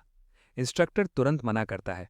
वो बोलता है स्पेल क्लियरली ईथर बुलेट ही था, इसमें कोई डाउट नहीं, लेकिन उसका आउटपुट बिल्कुल डिफरेंट था। वो कहता है जो लड़के ने फायर किया वो नॉर्मल ईथर बुलेट नहीं था। असल में वो एक सुपर कंप्रेस्ड ईथर बुलेट था। ये सुनते ही पूरा क्लास साइलेंट हो जाता है। किसी में कभी कंप्रेस्ड मैजिक का नाम भी नहीं सुना था। इंस्ट्रक्टर खुद ट्राई करता है उस टेक्निक को रिप्लिकेट करने का, लेकिन उसका वर्जन लड़के के कंपैरिजन में बहुत छोटा निकलता है। ये क्लियरली एक ऐसी पावर थी जो इवन प्रोफेसर्स के लेवल से भी आगे जा रही थी। क्लास में धीरे धीरे विस्पर्स स्टार्ट हो जाते हैं। लोग बोलने लगते हैं, ये सबसे पावरफुल ईथर बुलेट है जो उन्होंने कभी देखा है। क्या यही रीजन है I have got special admission का? अगर हाँ तो फिर इसे डायरेक्ट मैजिक प्रोग्राम में क्यों नहीं डाला गया? ये सब सुनकर लड़का थोड़ा सोच में पड़ जाता है। उसे रियलाइज होता है कि लिक्विडेटर स्क्वाड के ट्रेनिंग कैंप में जो स्पेल्स उसने सीखे थे वो सब इसी लेवल के थे, और आयरॉनिकली वहां भी उसे वीकेस्ट माना जाता था मैजिक में। इसलिए वो इंस्ट्रक्टर की बात को सीरियसली नहीं ले पाता। वो कैजुअली पूछ लेता है, प्रोफेसर आप मजाक कर रहे हो ना? थोड़ी प्रैक्टिस से कोई भी ये कर सकता है, राइट? ये सुनते ही इंस्ट्रक्टर जोर से हंस पड़ता है। लड़का और कंफ्यूज हो जाता है, क्या उसने कुछ गलत कह दिया? इंस्ट्रक्टर हंसना बंद ही नहीं करता। फिर वो कहता है, तुम सच में जीनियस हो। वो बोलता है कि इतनी टैलेंट होने के बाद भी अगर लड़का सिर्फ 100 ट्रेनिंग करे तो वो टैलेंट वेस्ट कर रहा है। ये सुनकर लड़का थोड़ा ऑकवर्ड फील करता है। उसे लगता है इंस्ट्रक्टर थोड़ा ओवर रिएक्ट कर रहा है, लेकिन इंस्ट्रक्टर सीरियस हो जाता है। वो सीधा उसके पास आता है और बोलता है, मैजिक डिपार्टमेंट ज्वाइन कर लो, उसका पर्सनल डिसाइपल बन जाओ। वो खुद पर्सनली उसे ट्रेन करेगा और गारंटी देता है कि लड़के का मैजिक टैलेंट उसके 100 टैलेंट से कहीं ज्यादा है। लड़का बिना एक सेकंड वेस्ट किए मना कर देता है। वो बोलता है, मैं पास करता हूँ, मुझे हमेशा बोला गया है कि मैं मैजिक के लिए फिट नहीं हूँ। इंस्ट्रक्टर उसकी बात को बिल्कुल इग्नोर कर देता है। वो कहता है, जिन लोगों ने ये बोला था उन्हें टैलेंट पहचानना ही नहीं आता। वो एक्सप्लेन करता है कि लड़के ने already ether compression technique master कर ली है और इतनी छोटी एज में super compressed ether spell create किया है। अकेडमी के स्टैंडर्ड्स के हिसाब से ये अनहर्ड ऑफ है। वो कॉन्फिडेंटली बोलता है, लड़का एक अनमैच्ड जीनियस है। फिर वो थोड़ा सीरियस होकर पूछता है, क्या तुम सच में मैजिक कोर्स में ट्रांसफर कंसिडर नहीं करोगे? क्लास में ये सुनकर फिर से हल्की हलचल होती है, क्योंकि ये प्रोफेसर यूजुअली किसी को प्रेज नहीं करता और आज वो इतना ओपनली बोल रहा है। फिर वो एक और एक्सट्रीम स्टेटमेंट देता है। वो कहता है, अगर लड़का मैजिक छोड़ देता है तो ये दुनिया का सबसे बड़ा लॉस होगा और ऑलमोस्ट एक क्राइम के बराबर होगा। लड़का हल्की सी हंसी के साथ कहता है, प्रोफेसर आप थोड़ा ज्यादा एग्जैजरेट कर रहे हो। तभी उसके दिमाग में एक चीज क्लिक करती है। इंस्ट्रक्टर ने अभी ईथर कॉम्प्रेशन टेक्निक का नाम लिया था। उसे ये टर्म पहले भी सुना सुना लगता है। उसका माइंड तुरंत पास्ट की तरफ चला जाता है। उसे याद आता है, ट्रेनिंग कैंप में किसी ने उसे समझाया था कि वो अभी तक ओडी यानी कि ऑर्गेनिक ड्राइव के बारे में नहीं जानता, जो कि लिविंग बींग्स की लाइफ फोर्स होती है। और जब तक ओडी समझ में नहीं आता तब तक प्रॉपर मैजिक कास्ट करना बहुत डिफिकल्ट होता है। इसलिए बॉडी के अंदर कंप्रेशन मेंटेन करना पड़ता है और सिर्फ उन पार्ट्स को यूज करना पड़ता है जहां ओडी नेचुरली मिक्स होता है। उस मेमोरी की वॉइस कहती है, अब ये सब सुनने में सिंपल लगता है ना? लड़का वापस प्रेजेंट में आता है। फिर वो कैजुअली इंस्ट्रक्टर से पूछता है, आपने कभी ओडी के बारे में सुना है? इंस्ट्रक्टर ब्लैंक हो जाता है। वो पूछता है, ओडी वो क्या होता है? बस यहीं सब क्लियर हो जाता है। लड़के को समझ आ जाता है कि इस दुनिया ने अभी तक ओडी डिस्कवर ही नहीं किया है। मतलब जो कुछ उसने लिक्विडेटर स्क्वाड के साथ सीखा था वो फ्यूचर का नॉलेज है, ऐसी नॉलेज जो अभी इस वर्ल्ड में एग्जिस्ट ही नहीं करती। और इसी रियलाइजेशन के साथ वो अंदर ही अंदर डिसाइड करता है कि उसे अब बहुत केयरफुली एक्ट करना पड़ेगा। लड़का अंदर ही अंदर डिसाइड करता है कि अब उसे बहुत केयरफुल रहना पड़ेगा। अगर उसने गलत इंसान के सामने ये फ्यूचर नॉलेज रिवील कर दिया तो सिचुएशन कंट्रोल से बाहर जा सकती है। इंस्ट्रक्टर अभी भी एक्साइटमेंट से भरा हुआ उसे देख रहा होता है। वो फिर से पूछता है, क्या वो मैजिक कोर्स में ट्रांसफर करेगा? लड़का पोलाइटली मना कर देता है। वो कहता है कि वो ऑफर अप्रिशिएट करता है, लेकिन उसे स्वॉर्ड ही पसंद है। इंस्ट्रक्टर थोड़ा सा रिजाइंड फील करता है, लेकिन वो उसकी चॉइस एक्सेप्ट कर लेता है। फिर भी वो एक बात क्लियर करता है, अगर कभी लड़के का माइंड चेंज हो तो वो कभी भी उसके पास आ सकता है। उसका डोर हमेशा ओपन रहेगा। लड़का थोड़ा ऑकवर्ड फील करते हुए अपने सर के पीछे हाथ फेरता है और थैंक्स बोलता है। इंस्ट्रक्टर उसे वापस सीट पर जाने को बोलता है। साथ ही ये भी कह देता है कि अब से अगर वो क्लास में ध्यान ना भी दे तो वो कुछ नहीं कहेगा। अगर उसे लेसन्स बोरिंग लगते हैं तो वो चाहे तो क्लास छोड़कर भी जा सकता है। उसके हिसाब से ये बेसिक लेसन्स लड़के के लेवल से नीचे हैं। क्लास के स्टूडेंट्स ये सब देखकर शॉक्ड हो जाते हैं। सब अपने अपने न बात करने लगते हैं। ये बंदा काफी अलग है और प्रोफेसर कार्लोस का उसके साथ ऐसा बिहेवियर देखना अनबिलीवेबल है। जब लड़का वापस अपनी सीट की तरफ जा रहा होता है तब लियोनहार्ट आगे बढ़ता है और उसे घूर कर देखने लगता है। उसके अंदर कुछ चेंज हो चुका होता है। उसका हार्ट फास्ट बीट कर रहा होता है और उसके अंदर एक अजीब सा एडमिरेशन डेवलप हो रहा होता है। जो बंदा अभी तक सबसे ज्यादा प्राउड था वो अब ग्रे का फैन बन रहा होता है। लड़का ये फील करके थोड़ा अनईजी हो जाता है। उसे लगता है कहीं ये अब उसका पीछा तो नहीं करेगा। क्लास के बाद लड़के को प्रोफेसर एरियल का एक नोट मिलता है। उसमें लिखा होता है, स्कूल के बाद उसके ऑफिस में मिलो। ये थोड़ा अनएक्सपेक्टेड होता है क्योंकि एरियल ने पहले कुछ मेंशन नहीं किया था। लड़का तुरंत गैस करता है, शायद प्रोफेसर कार्लोस ने एरियल को कन्विंस किया होगा कि वो उसे मैजिक डिपार्टमेंट में ट्रांसफर करने के लिए पुश करे। थोड़ी देर बाद वो एरियल के ऑफिस के डोर के सामने खड़ा होता है। उसे होप होती है कि उसका गैस गलत हो। वो नॉक करता है और देखता है डोर अनलॉक्ड है। अंदर से कोई रिस्पॉन्स नहीं आता तो वो धीरे से डोर पुश करके अंदर एंटर करता है। जैसे ही वो अंदर कदम रखता है एक स्वॉर्ड सीधा उसकी तरफ फ्लाई करता है, लेकिन लड़का इंस्टेंटली रिएक्ट करता है। उसका हाथ बिना सोचे समझे मूव करता है। 1 सेकंड में ब्लेड ड्रॉ होती है और एक स्मूथ मोशन में वो अटैक डिफ्लेक्ट कर देता है। अटैकर का स्वॉर्ड हवा में स्पिन करते हुए दूर चला जाता है। सब कुछ इतना फास्ट होता है कि समझने का टाइम नहीं मिलता। सामने खड़ी लड़की क्लियरली शॉक्ड होती है। उसे समझ नहीं आता कि लड़का इतनी स्पीड से रिएक्ट कैसे कर गया, लेकिन लड़के को पता है ये उसने कॉन्शियसली नहीं किया, उसका बॉडी खुद मूव हुआ। फिर वो कंफ्यूज्ड हो जाता है जैसे ही वो रूम में आया, उस पर अटैक क्यों हुआ? तभी उसकी नज़र लड़की पर प्रॉपरली पड़ती है और वो फ्रीज हो जाता है। वो लड़की उसे familiar लगती है, जैसे उसने उसे पहले कहीं देखा हो। लड़की धीरे से उसकी तरफ टर्न करती है। ब्लू हेयर, गोल्डन आइज और एक स्ट्राइकिंग फेस। रूम के दूसरे साइड से एरियल हंसी के साथ बोलती है। उसके रिफ्लेक्सेस इंप्रेसिव हैं और लगता है उसका डिसीजन सही था उसे एकेडमी में लाने का। रूम में दो और इंस्ट्रक्टर्स खड़े होते हैं जो अभी भी कन्विंस नहीं लगते। उनमें से एक लड़की से पूछता है, क्या उसने जानबूझकर होल्ड बैक किया? उसके मूवमेंट्स परफेक्ट थे, लेकिन इतनी इजीली स्वॉर्ड लूज करना नॉर्मल नहीं है। क्या उसके मास्टर ने उसे इंटेंशनली इजी जाने को बोला था? बेला नाम सुनते ही लड़के के अंदर कुछ शिफ्ट होता है। उसका चेस्ट टाइट हो जाता है। अब सब क्लियर हो जाता है। ये लड़की कोई और नहीं, बेला एल्ब्राइट है। उसकी प्रीवियस लाइफ में वो एक लेजेंडरी मेज बनी थी और वही उसकी मैजिक टीचर भी थी। एरियल उन दोनों इंस्ट्रक्टर्स की बात सुनकर क्लियरली इरिटेट हो जाती है। वो थोड़ा सार्केस्टिक टोन में बोलती है, अगर तुम लोग ये भी जज नहीं कर पा रहे कि बेला ने होल्ड बैक किया या नहीं, तो शायद तुम्हें अपनी पोजीशन रिकंसिडर कर लेनी चाहिए। वो आदमी हंसकर बात को हल्का कर देता है और कहता है कि वो सिर्फ मजाक कर रहा था। फिर वो ग्रिन के साथ गोल्ड कॉइन्स निकालकर एरियल को दे देता है। लड़का ये सब देखता रहता है और अपनी स्वॉर्ड कामली शीथ में वापस रख देता है। वो थोड़ा सा सार्केस्टिक टोन में पूछता है, कितना चार्मिंग, आप लोग मेरे ऊपर बेट वाला रहे थे क्या? एरियल बिल्कुल डिनाई नहीं करती। वो सीधा बोल देती है, हाँ, बेट यही था कि क्या वो बेला के सरप्राइज अटैक को हैंडल कर पाएगा या नहीं, और उसकी वजह से उसने काफी प्रॉफिट कमा लिया। वो कैजुअली एक गोल्ड कॉइन उसकी तरफ फ्लिक करती है, ये तुम्हारा शेयर है। जैसे ही लड़का कॉइन कैच करता है, उसका इरिटेशन इंस्टेंटली गायब हो जाता है। उसे समझ आ जाता है कि ये एक कॉइन ही उसके 1 साल के एक्सपेंसेस कवर कर सकता है। तभी एक इंस्ट्रक्टर उसके हाथ को ऑब्जर्व करते हुए बोलता है कि जैसे एरियल ने कहा था, लड़के ने कॉन्शियसली अपना डोमिनेंट आर्म यूज नहीं किया, जैसे वो अपने राइट आर्म को प्रोटेक्ट कर रहा हो, जो क्लियरली प्रॉपरली फंक्शन नहीं कर रहा। दूसरा इंस्ट्रक्टर अग्री करता है। वो बोलता है कि उसका राइट आर्म सीरियसली इंजर्ड है और ये कोई नॉर्मल सरफेस लेवल इंजरी नहीं है, ये कुछ डीप डैमेज है। शायद या तो किसी पावरफुल अटैक का रिजल्ट है या फिर उसने अपनी लिमिट से ज्यादा पुश किया है। अगर इसे ट्रीट नहीं किया गया तो ये परमानेंट डैमेज बन सकता है। ये सब सुनकर लड़का अंदर से शॉक हो जाता है। सिर्फ एक नज़र में उन्होंने उसकी कंडीशन परफेक्टली समझ ली। तब उसे रियलाइज होता है कि ये लोग वर्ल्ड यूनाइटेड एकेडमी के प्रोफेसर्स क्यों हैं। दोनों इंस्ट्रक्टर्स हल्की सी हंसी के साथ बोलते हैं, अगर इतना भी ऑब्जर्व नहीं कर पाते तो यहाँ प्रोफेसर होने का कोई हक नहीं था। साथ ही वो मेंशन करते हैं कि शायद एरियल ने ये सब एंट्रेंस एग्जाम के टाइम ही नोटिस कर लिया था। एरियल अब क्लियरली इरिटेटेड हो जाती है। वो उन्हें डायरेक्टली बोल देती है कि अगर उन्हें सब इतना क्लियरली समझ आ गया है तो अब वो जा सकते हैं। वो डिक्लेयर करती है कि लड़का उसका स्टूडेंट है और वो उसे किसी को नहीं देगी। वो दोनों थोड़ा हंसकर मान जाते हैं। जाने से पहले वो एक वार्निंग देते हैं।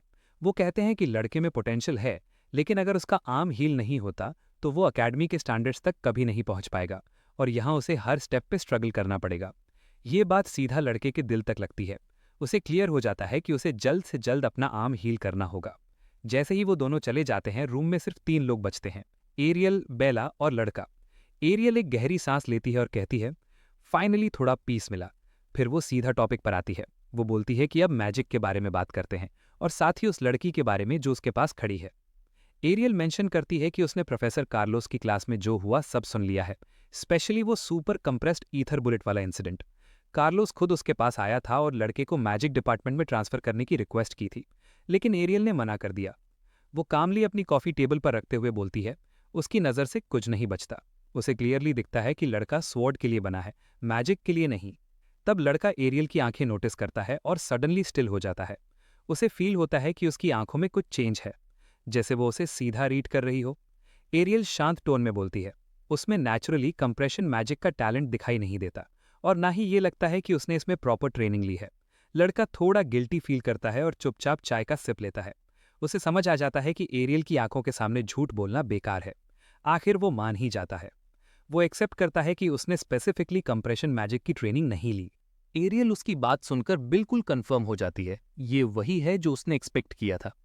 वो कामली बोलती है कि उन आंखों के सामने कोई झूठ नहीं बोल सकता। फिर भी उसे एक चीज जानना जरूरी है, लड़के ने एग्जैक्टली कौन सा मेथड यूज किया था। वो प्रॉमिस करती है कि ये बात वो किसी के साथ शेयर नहीं करेगी और बदले में उसे प्रॉपर कॉम्पेंसेशन भी देगी। लेकिन उसकी असली वजह कुछ और होती है। वो साइड में खड़ी लड़की की तरफ इशारा करती है, बेला। एरियल सीधा बोलती है कि वो चाहती है कि लड़का बेला का टीचर बने, क्योंकि जो कंप्रेशन मैजिक है वो डायरेक्टली बेला की किस्मत से जुड़ा हुआ है। लड़का थोड़ा सरप्राइज हो जाता है। उसे लगता है क्या एरियल ने उसे सिर्फ बेला के लिए ही बुलाया है। एरियल बिना हेजिटेशन के कंफर्म करती है। वो एक्सप्लेन करती है कि बेला थियरी में एक जीनियस है, लेकिन जब बात प्रैक्टिकल एप्लीकेशन की आती है तो वो अभी भी काफी पीछे है। चाहे वो कितनी भी कोशिश करे, वो ईथर कंप्रेशन टेक्निक मास्टर नहीं कर पा रही, और इसी वजह से वो सुपर कंप्रेस्ड ईथर प्रोड्यूस नहीं कर पाती। ये सुनकर लड़के को अपनी पास्ट लाइफ की कुछ रूमर्स याद आते हैं जो उसने बेला के बारे में सुने थे। अब उसे समझ आ रहा होता है कि उस प्रॉब्लम की असली वजह क्या थी। एरियल आगे बताती है कि प्रोफेसर कार्लोस के अकॉर्डिंग जब लड़का सुपर कंप्रेस्ड ईथर यूज करता है तो वो बिल्कुल भी ऐसा नहीं लगता जैसे वो एक्चुअली ईथर कंप्रेस कर रहा हो। मतलब अगर कोई ऐसा मेथड हो जिसमें बिना ट्रेडिशनल कंप्रेशन के ही सुपर कंप्रेस्ड ईथर यूज हो सके, तो बेला को एक सर्टेन इंसान के पास भेजने की जरूरत नहीं पड़ेगी। लड़का अपनी कॉफी धीरे से टेबल पर रख देता है और एक नाम रिपीट करता है, प्रोफेसर ब्रैडली। नेक्स्ट मोमेंट वो फ्रीज हो जाता है। वो पूछता है, क्या वो प्रोफेसर बेली ब्रैडली की बात कर रही हैं? एरियल सिर हिलाकर हाँ बोलती है। वो कहती है कि उसे लग रहा था लड़का ये नाम पहचान लेगा, और सच में वो आदमी इनफेमस है। उसने काउंटलेस ह्यूमन एक्सपेरिमेंट्स किए हैं जिसमें बहुत लोगों की जान चली गई है। सिर्फ इतना ही नहीं, उसने एक मैजिकल डिजास्टर भी कॉज किया था जिसमें हजारों लोग मर गए थे। वो हिस्ट्री का सबसे डेंजरस मैजिकल क्रिमिनल माना जाता है और अब तक पकड़ा भी नहीं गया। एरियल फिर सीधा पॉइंट पर आती है। अगर बेला साल के एंड तक सुपर कंप्रेस्ड ईथर प्रोड्यूस नहीं कर पाती तो उसे उस आदमी के पास सर्जरी के लिए भेज दिया जाएगा।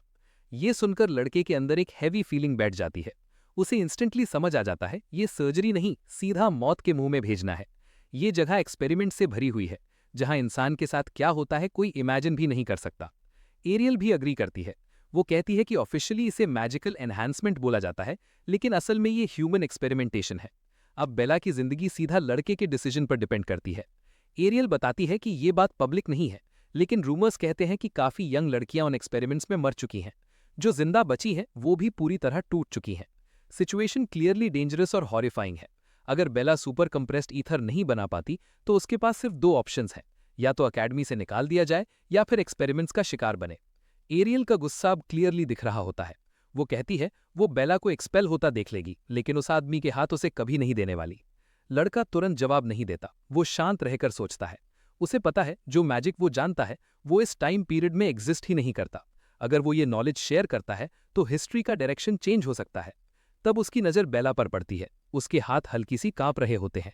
वो क्लियरली हेल्प चाहती है, लेकिन लड़के पर प्रेशर नहीं डाल रही। ये देखकर लड़का और सीरियस हो जाता है। उसे याद आता है फ्यूचर में बेला एक की फाइटर थी। अगर उसके साथ कुछ हो गया तो लिक्विडेटर के अगेंस्ट फाइट और भी मुश्किल हो जाएगी। वो ऑलरेडी उस डेस्पेयर को फील कर चुका है और वो दोबारा वो फीलिंग एक्सपीरियंस नहीं करना चाहता। अगर फ्यूचर को अभी से चेंज किया जा सकता है तो उनकी साइड की स्ट्रेंथ काफी बढ़ सकती है, और शायद इस बार आउटकम भी अलग हो। लड़का अंदर ही अंदर कंक्लूड करता है कि अगर उनकी साइड और स्ट्रांग हो जाए, इतनी स्ट्रांग कि लिक्विडेटर उन्हें एक ही स्ट्राइक में खत्म ना कर सके, तो फ्यूचर कंप्लीटली चेंज हो सकता है। ये सोचकर उसके फेस पर हल्की सी स्माइल आ जाती है। वो डिसाइड करता है अगर ऐसा है तो ट्राई करने में क्या प्रॉब्लम है। शायद वो सच में बेला की फेथ चेंज कर सकता है, और अगर वो फ्यूचर जो दुनिया के लिए हेल जैसा है उसे बदला जा सकता है तो उससे बेटर कुछ हो ही नहीं सकता। अगला ही मोमेंट वो अपना डिसीजन ले लेता है। वो अपना कॉफी कप टेबल पर फर्मली रख देता है और बेला की तरफ देखकर स्माइल करता है। वो कॉन्फिडेंटली बोलता है, टेंशन मत लो, मैं तुम्हें सुपर कॉम्प्रेस्ड ईथर यूज करना सिखाऊंगा। तुम्हारी टैलेंट के साथ तुम जल्दी सीख जाओगी। 3 घंटे बाद अरीना में लड़का एक ब्लैक बोर्ड निकालता है और दोनों को डिटेल्ड मैजिकल थ्योरी समझाना स्टार्ट करता है। जो कुछ भी वो जानता है सब एक्सप्लेन करता है और पूरा फोकस होता है सुपर कॉम्प्रेस्ड ईथर पर। वो क्लियरली बोलता है कि ये उसका पूरा नॉलेज है, और जैसे डिसाइड हुआ था ये बात किसी को नहीं बतानी कि ये नॉलेज उसे आई है। बेला और एरियल दोनों उसे अश्योर करते हैं कि टेंशन लेने की जरूरत नहीं है, उन्होंने एक मैजिक कॉन्ट्रैक्ट साइन किया है। अगर वो ब्रेक हुआ तो सीधा डेथ, कोई एस्केप नहीं। लड़का कैजुअली हाथ हिलाता है और बेला की तरफ देखकर पूछता है, तो अब तक जो सुना उस पर तुम्हारी क्या थॉट्स हैं? फ्रीली बोलो। प्रोफेसर एरियल क्लियरली ओवरवेल्म्ड लग रही होती है। उसे मैजिक का बेसिक नॉलेज है, लेकिन उसकी मेन स्ट्रेंथ सोर्ट्समैनशिप है। सिर्फ ऑर्गेनिक ड्राइव का कॉन्सेप्ट समझना ही उसके लिए शॉकिंग था, और जो कुछ लड़के ने अभी एक्सप्लेन किया है वो उसके लेवल से काफी आगे है। बेला धीरे से आगे बढ़ती है। वो काम टोन में बोलती है, मैजिक का कॉन्सेप्ट कॉम्प्लेक्स है लेकिन लॉजिक बिल्कुल क्लियर है। अगर वो सिंपल वर्ड्स में बोले तो ये ऐसा लग रहा है जैसे वो 100 साल फ्यूचर का मैजिक लेक्चर सुन रही हो। वो सीधा उसकी आंखों में देखकर कहती है, सिर्फ ये एक्सप्लेनेशन ही मैजिक को 100 ईयर्स आगे पुश कर सकता है। और वो ऑनेस्टली बोलती है, तुम एक ट्रू मैजिक जीनियस हो। लड़का थोड़ा ऑकवर्ड फील करता है। उसे पता है ये सब फ्यूचर का नॉलेज है, 10 साल बाद का, जो उसे खुद बेला नहीं सिखाया था। लेकिन उन 10 सालों में मैजिक इतना इवॉल्व हो गया था कि ये सच में 100 ईयर्स का प्रोग्रेस लगता है। एरियल अभी भी कंफ्यूज्ड होती है। वो बेला की तरफ टर्न करके पूछती है, जो कुछ लड़के ने बोला क्या वो सच है? बेला बिना डाउट के सर हिला देती है। वो कहती है ये थ्योरी लॉजिकली करेक्ट लगती है, ये करंट मैजिक थ्योरीज को कॉन्ट्रडिक्ट नहीं करती, और इसे वेरीफाई करने का फास्टेस्ट वे है अभी टेस्ट करना। इसीलिए वो अरीना आए हैं। अगर लड़के की बात सही हुई तो बेला जो स्पेल यूज करेगी वो काम करेगा, और अगर ये प्रूव हो गया तो रिजल्ट्स अनइमेजिनेबल होंगे। अगला मोमेंट, बेला कास्टिंग स्टार्ट करती है। ये पहली बार होता है जब वो अपनी फुल पावर अनलीश करने वाली होती है। लड़का अंदर ही अंदर शॉक हो जाता है। उसे याद आता है फ्यूचर में बेला की फुल पावर एक पूरा सिटी डिस्ट्रॉय कर सकती थी, तो अब 10 साल पहले उसकी मैजिक कैसी होगी? अगले ही सेकंड उनके सामने एक मैसिव मैजिक फॉर्मेशन अपीयर होता है। करंट लेवल पर बेला क्लियरली स्ट्रगल कर रही होती है इतनी ह्यूज पावर को कंट्रोल करने में। लड़का अंदर से अनईजी फील करता है। उसे लगता है सिचुएशन थोड़ी डेंजरस हो सकती है, लेकिन बेला को उसकी परवाह नहीं होती। उसका पूरा फोकस सिर्फ एक चीज पर है, नया मैजिक ट्राई करना। एक पावरफुल एनर्जी उसके पूरे बॉडी को एनगल्फ कर लेती है और अगले ही मोमेंट एक गोल्डन रेडियंस सीधा आसमान की तरफ ब्लास्ट करती है।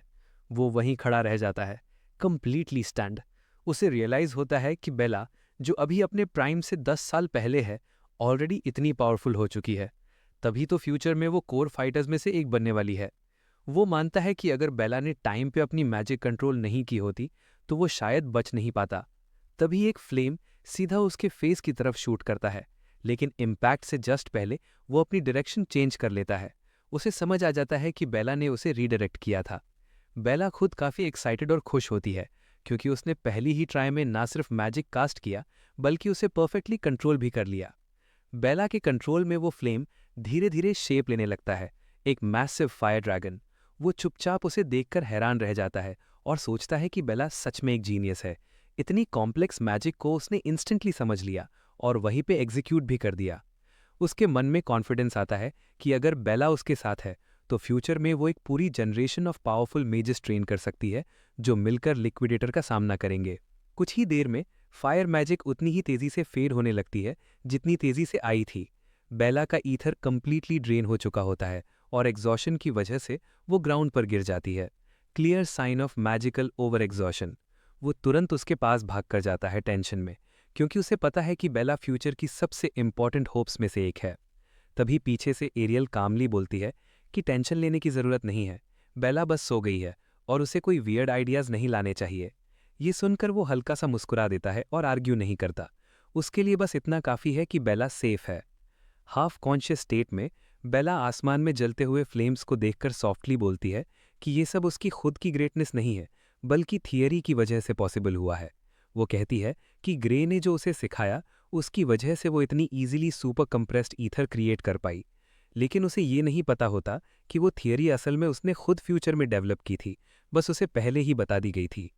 प्रोफेसर एरियल हल्का सा चकल करती है और कहती है कि अब जब बेला सुपर कंप्रेस्ड ईथर जनरेट कर सकती है तो उसे सर्जरी की कोई ज़रूरत नहीं है। वो अश्योर करती है कि वो खुद ब्रैडली को इन्फॉर्म करके सर्जरी कैंसिल करवा देगी। ये सुनकर वो रिलीव्ड फील करता है, क्योंकि वो सर्जरी काफ़ी रिस्की थी। लेकिन उसे सबसे ज़्यादा ये बात इम्प्रेस करती है कि बेला ने अपनी मैजिक पर कंट्रोल कभी लूज़ नहीं किया। एरियल कंफर्म करती है कि हाँ, कंट्रोल ही सबसे इंपॉर्टेंट फैक्टर है।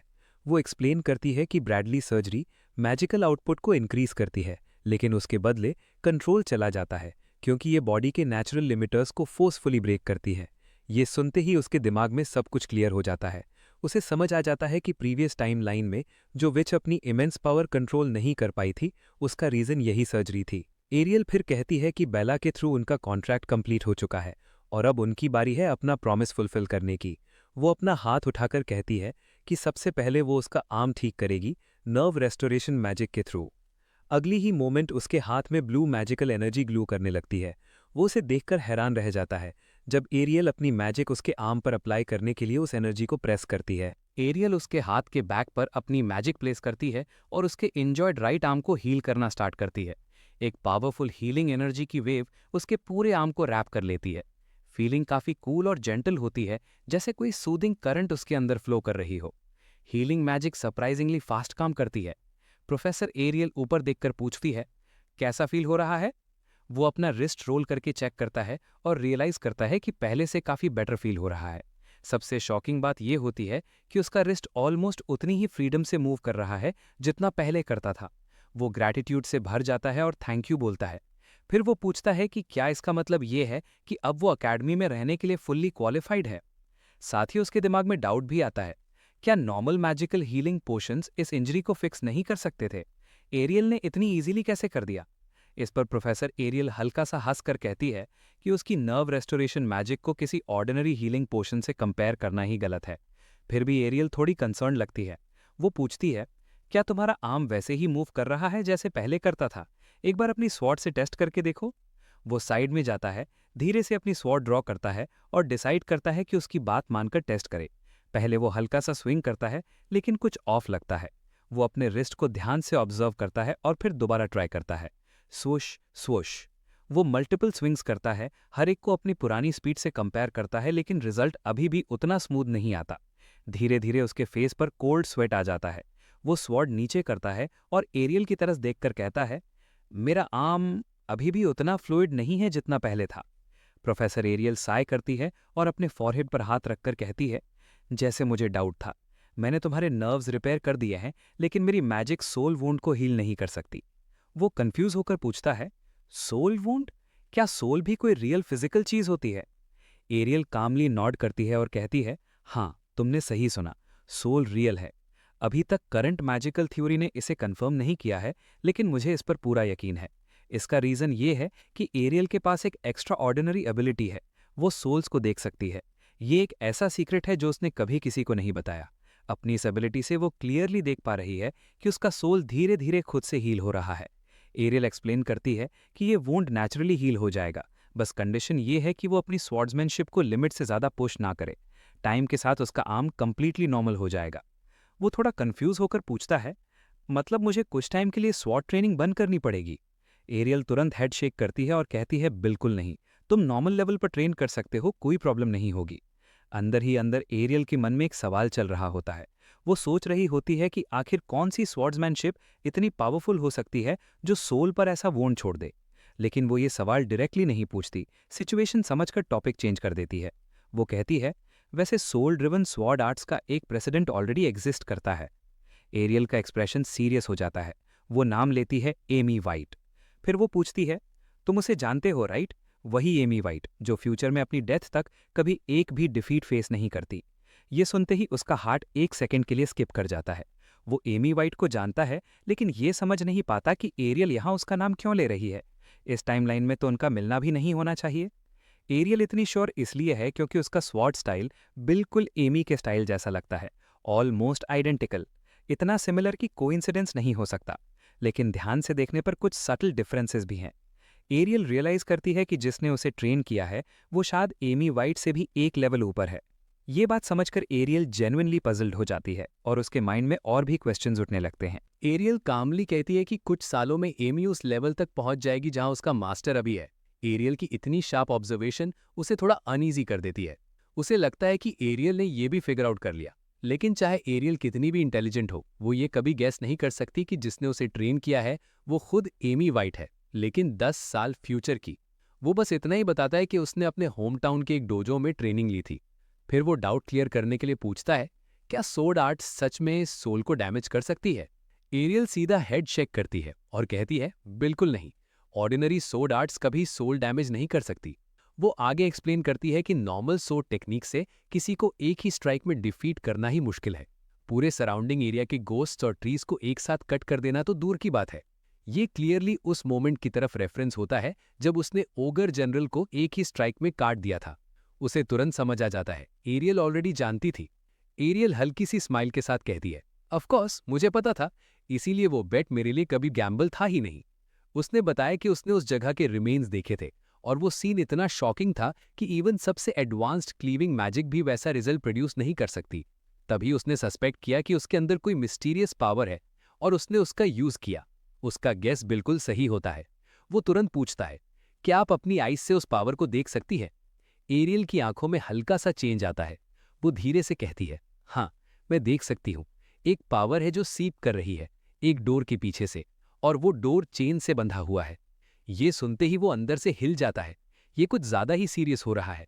उसे रियलाइज होता है कि एरियल उतनी सिंपल नहीं है जितनी वो समझ रहा था। उसने सिर्फ गैस नहीं किया, उसने एक्चुअली उसके अंदर का डोर देख लिया। मतलब एरियल को कुछ और पता है, कुछ डीप। एरियल एक फिंगर रेस करके कहती है, वैसे मैंने तुम्हारी जैसी एक पावर पहले भी देखी है। शायद सेम नहीं है लेकिन काफी सिमिलर है। वो तुरंत पूछता है, कौन सी पावर?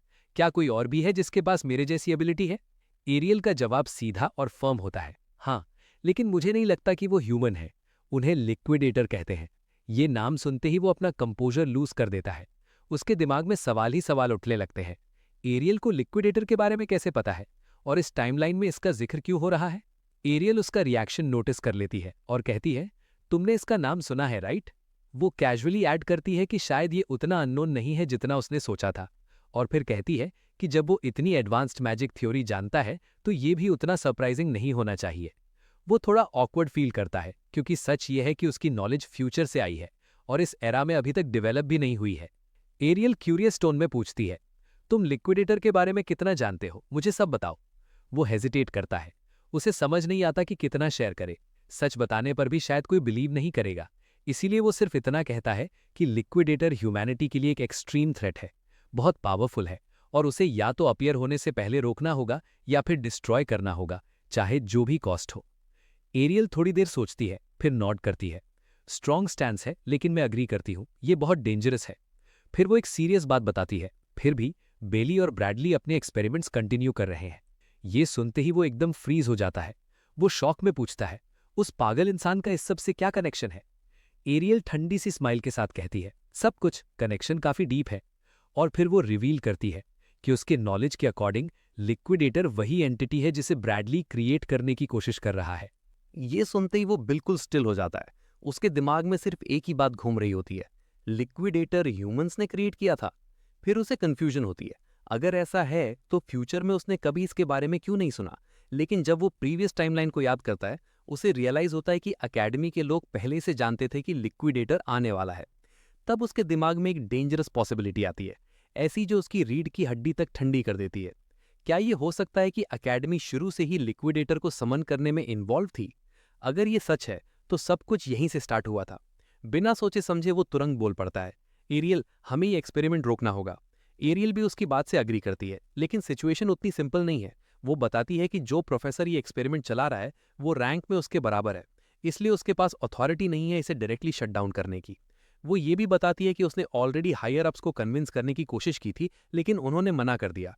वो तुरंत पूछता है, ये हायर अप्स कौन है? एरियल सीधा जवाब देती है कि वो ये रिवील नहीं कर सकती, उसके पास उतनी क्लियरेंस नहीं है, और जब तक ऊपर से ऑर्डर नहीं आता कोई भी इस एक्सपेरिमेंट को फोर्सफुली बंद नहीं कर सकता। ये सुनकर वो अंदर ही अंदर एक लंबी साय लेता है। नाम तक नहीं पता, अकेडमी की लीडरशिप उसके सोच से भी ज्यादा कॉम्प्लेक्स और लेयर्ड है। तब उसके दिमाग में एक आइडिया आता है, अगर वो उस पागल साइंटिस्ट को क्रिमिनल प्रूव कर दे तो प्रॉब्लम सॉल्व हो सकती है। उसे याद आता है कि प्रीवियस टाइमलाइन में बेलियन के इलीगल एक्सपेरिमेंट्स की वजह से हजारों लोग मारे थे, और उसे एग्जैक्ट लोकेशन भी पता है जहां ये सब होता था। वो एरियल की तरफ मुड़कर कहता है, मुझे पता है वो अपने इलीगल एक्सपेरिमेंट्स कहाँ करता है, अगर हम उसे एक्ट में पकड़ लें तो शायद सब कुछ रोक सकते हैं। लेकिन एरियल तुरंत उसे मना कर देती है, ये काम नहीं करेगा। अकेडमी के प्रोफेसर के रिसर्च फैसिलिटी में बिना परमिशन घुसना खुद एक सीरियस क्राइम है। अगर सॉलिड प्रूफ नहीं हुआ तो जेल हम जाएंगे, वो नहीं। फिर वो सीधा पूछती है, क्या तुम्हारे पास उसके क्राइम्स का कोई प्रूफ है? ये सुनते ही वो चुप हो जाता है। उसके पास कोई कॉन्क्रीट एविडेंस नहीं है और बिना प्रूफ के वो कुछ भी नहीं कर सकता। यहीं पर वो टॉपिक खत्म हो जाता है। एरियल फिर बात को शिफ्ट करती है और उसकी पावर की तरफ लाती है। वो पूछती है, क्या तुम अपनी पावर को कंट्रोल करना नहीं चाहते? ये वर्ड्स उसे सीधा हिट करते हैं। वो सोचता है, क्या एरियल सच में उसे उसकी पावर कंट्रोल करना सिखा सकती है? लेकिन एरियल हेड शेक करती है, मैं तुम्हें ये नहीं सिखा सकती, लेकिन अकेडमी में एक प्रोफेसर है जो अननोन फोर्सेस को हैंडल करने में एक्सपर्ट है। उसका नाम है हीथकोट। ये नाम सुनते ही उसका हार्ट एकदम जम कर जाता है। हीथकोट, वही इंसान जिसने सोर्ड सेंट को पर्सनली ट्रेन किया था। एरियल उसका रिएक्शन एक्सपेक्ट कर रही होती है। वो कामली कहती है, मैं अरेंज कर दूंगी कि तुम कल से उनके अंदर प्राइवेट ट्रेनिंग स्टार्ट करो। वो अंदर ही अंदर एक्साइटेड हो जाता है। ये एग्जैक्टली वही रीजन था जिसके लिए वो अकेडमी आया था, अपनी पावर को कंट्रोल करना। और अब इतनी जल्दी उसे क्लियर पाथ मिल गया। अगला दिन उसकी स्पेशल ट्रेनिंग स्टार्ट होती है, एक ट्रू मास्टर के अंडर। उसके सामने खुद हीथकूट खड़े होते हैं और प्राइवेट सेशन कंडक्ट कर रहे होते हैं। लेकिन उसे सरप्राइज होता है क्योंकि ट्रेनिंग बस रनिंग से स्टार्ट होती है। वो कंफ्यूज हो जाता है, ये ट्रेनिंग का पार्ट कैसे है। लेकिन फिर वो डिसाइड करता है कि जो भी हीथकोट कहेगा वो बिना क्वेश्चन किए फॉलो करेगा। तभी हीथकोट अचानक अपना हेड टर्न करते हैं और कहते हैं, तुम्हारा माइंड वॉन्डर कर रहा है, मैं क्लियरली फील कर सकता हूं कि तुम्हारा फोकस स्लिप हो रहा है। हीथकोट स्ट्रिक्ट टोन में कहते हैं, जब तक तुम्हारे अंदर एक छोटा सा भी एनर्जी का श्रेड बचा है तब तक तुम स्वॉर्ड को टच नहीं करोगे, समझे। वो ऑलमोस्ट समझ जाता है, और ऑनेस्टली अगर ना भी समझता तब भी बिना क्वेश्चन किए फॉलो करता। आखिर वो दुनिया के ग्रेटेस्ट मास्टर्स में से एक है। और इसी तरह शुरू होता है एक ब्रूटल ट्रेनिंग वीक। पूरे हफ्ते तक हीथकोट के अंडर ट्रेनिंग इतनी इंटेंस होती है कि बॉडी टूटने लगती है। ट्रेनिंग खत्म होने के बाद वो एरियल से मिलने जाता है। एरियल कैजुअली पूछती है, तो हीथकोट के साथ ट्रेनिंग कैसी रही। वो शोल्डर्स उठाकर कहता है, ऑनेस्टली कुछ खास नहीं, रोज बस रनिंग ही करवाते रहे, लेकिन हाँ बॉडी काफी स्ट्रांग फील हो रही है। स्वॉर्ड प्रैक्टिस सिर्फ एंड में थोड़ी सी होती है। एरियल हंस पड़ती है, एग्जैक्टली एक्सपेक्टेड, बिल्कुल उस बुढ़े जैसा ही। तभी एक आदमी अंदर आता है और उन्हें इंटरप्ट करता है। वो एरियल को एक लेटर देता है। वो देखते ही समझ जाता है कि कुछ गड़बड़ है। एरियल के हाथ हल्का सा ट्रेंबल कर रहे होते हैं जब वो लेटर रीड करती है। अगला मोमेंट उसका एक्सप्रेशन पूरे गुस्से में बदल जाता है। वो तुरंत आगे बढ़ता है, क्या हुआ, क्या लिखा है। जैसे ही वो लेटर पढ़ता है उसका फेस भी एरियल जैसा ही हो जाता है। लेटर में लिखा होता है कि बेला ने जो सुपर कंप्रेस्ड ईथर क्रिएट किया, इंस्पेक्शन के बाद वो ट्रू कंप्रेशन क्वालिफाई नहीं करता। और नीचे साइन होता है बली और ब्रैडली का। उसका गुस्सा कंट्रोल से बाहर हो जाता है, ये आदमी पागल है। एरियल उसे काम होने के लिए कहती है। वो समझाती है कि ब्रैडली ने ऑलरेडी डिसाइड कर लिया है, वो बेला को सर्जरी टेबल पर लाना चाहता है, चाहे अब उसकी जरूरत हो या ना हो। वो तुरंत कहता है, तो बेला सीधा मना कर दे। एरियल सीधा जवाब देती है, कॉन्ट्रैक्ट है, रिफ्यूज करना ऑप्शन ही नहीं है। जब तक ब्रैडली खुद कॉन्ट्रैक्ट वॉइड नहीं करता, बेला के पास सिर्फ दो ऑप्शंस हैं, या तो अकेडमी छोड़ दे या सर्जरी करवाए। ये सुनते ही उसके अंदर एक ठंडी सी डर की लहर दौड़ जाती है। अगर बेला ने वो सर्जरी कर ली तो सब खत्म। अचानक एरियल टेबल पर जोर से हाथ मारती है, ग्रे, मुझे तुम्हारी हेल्प चाहिए। वो उससे पूछती है कि ब्रैडली का लैब एग्जैक्टली कहाँ है। अगर वो उसके क्राइम्स एक्सपोज कर दे तो कॉन्ट्रैक्ट ऑटोमेटिकली कैंसिल हो जाएगा। उसके फेस पर एक हल्की सी स्माइल आती है। वो कहता है, अभी थोड़ी देर पहले तुम्ही ने बोला था कि बिना एविडेंस के वहां जाना डेंजरस है, अब क्या चेंज हो गया। एरियल सीधा जवाब देती है, मैं तुम पर बिलीव करती हूँ। वो कहती है कि अगर हम लैब तक पहुंच गए तो एविडेंस वहां मिल ही जाएगा। उसे लगता है कि शायद एरियल शुरू से ही उस पर बिलीव करती थी, बस एक्सेप्ट करने में टाइम लगा। उसकी आंखों ने पहले ही सच देख लिया था। एरियल को पूरा यकीन है कि उसने जो भी कहा सब सच था। वो हल्का सा टीज करते हुए कहता है, ये काम तुम्हें पहले ही कर लेना चाहिए था, अब से थोड़ा ज्यादा ट्रस्ट किया करो, मैं झूठ नहीं बोलता। एरियल सिर हिलाकर कहती है, ठीक है, अब मुझे गाइड करो, हम दोनों मिलकर उस आदमी के सारे क्राइम्स एक्सपोज करेंगे। वो बताता है, उसका लैब टॉरवेल विलेज के पास माउंटेन्स में है। एरियल तुरंत रिएक्ट करती है, हाँ मैं उस जगह को जानती हूँ, लेकिन मुझे कभी नहीं लगा था कि वो वहां हाइड करेगा। वो एक्सप्लेन करता है कि ब्रैडली एक लाइसेंस फैसिलिटी के अंदर इलीगल एक्सपेरिमेंट्स चला रहा है। एरियल अग्री करती है, परफेक्ट कवर है, और अकेडमी में कोई प्रोफेसर दूसरे के लैब में इंटरफेयर नहीं करता। अगर हमें एविडेंस मिल गया तो हम पर ट्रेसपासिंग का चार्ज भी नहीं लगेगा। तभी अचानक डोर खुलता है और बेला अंदर आती है।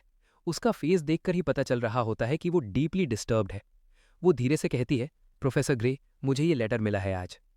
एरियल तुरंत आगे बढ़कर उसके हाथ से लेटर ले लेती है और फर्मली कहती है, इसकी टेंशन मत लो, मैं और ग्रे इसे हैंडल कर लेंगे।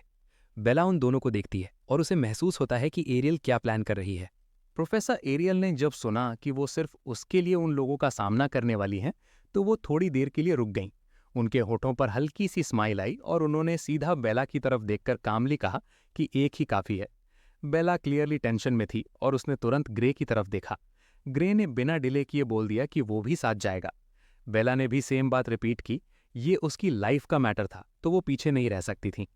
एरियल थोड़ी सीरियस हो गई। उन्होंने वार्न किया कि जिसके सामने वो जाने वाले हैं वो एक डेंजरस मैड साइंटिस्ट है जो बार बार ह्यूमन एक्सपेरिमेंट्स कर चुका है।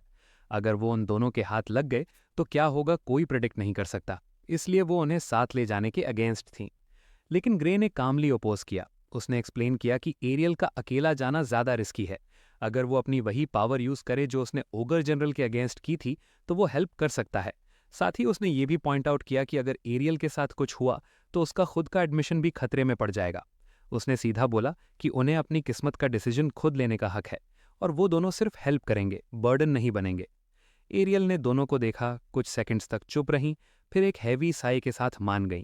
उन्होंने कंडीशन रखी कि चाहे कुछ भी हो, उनकी सेफ्टी सबसे पहले होगी। दोनों ने एक साथ अग्री किया, ये उन्हें ऑलरेडी पता था।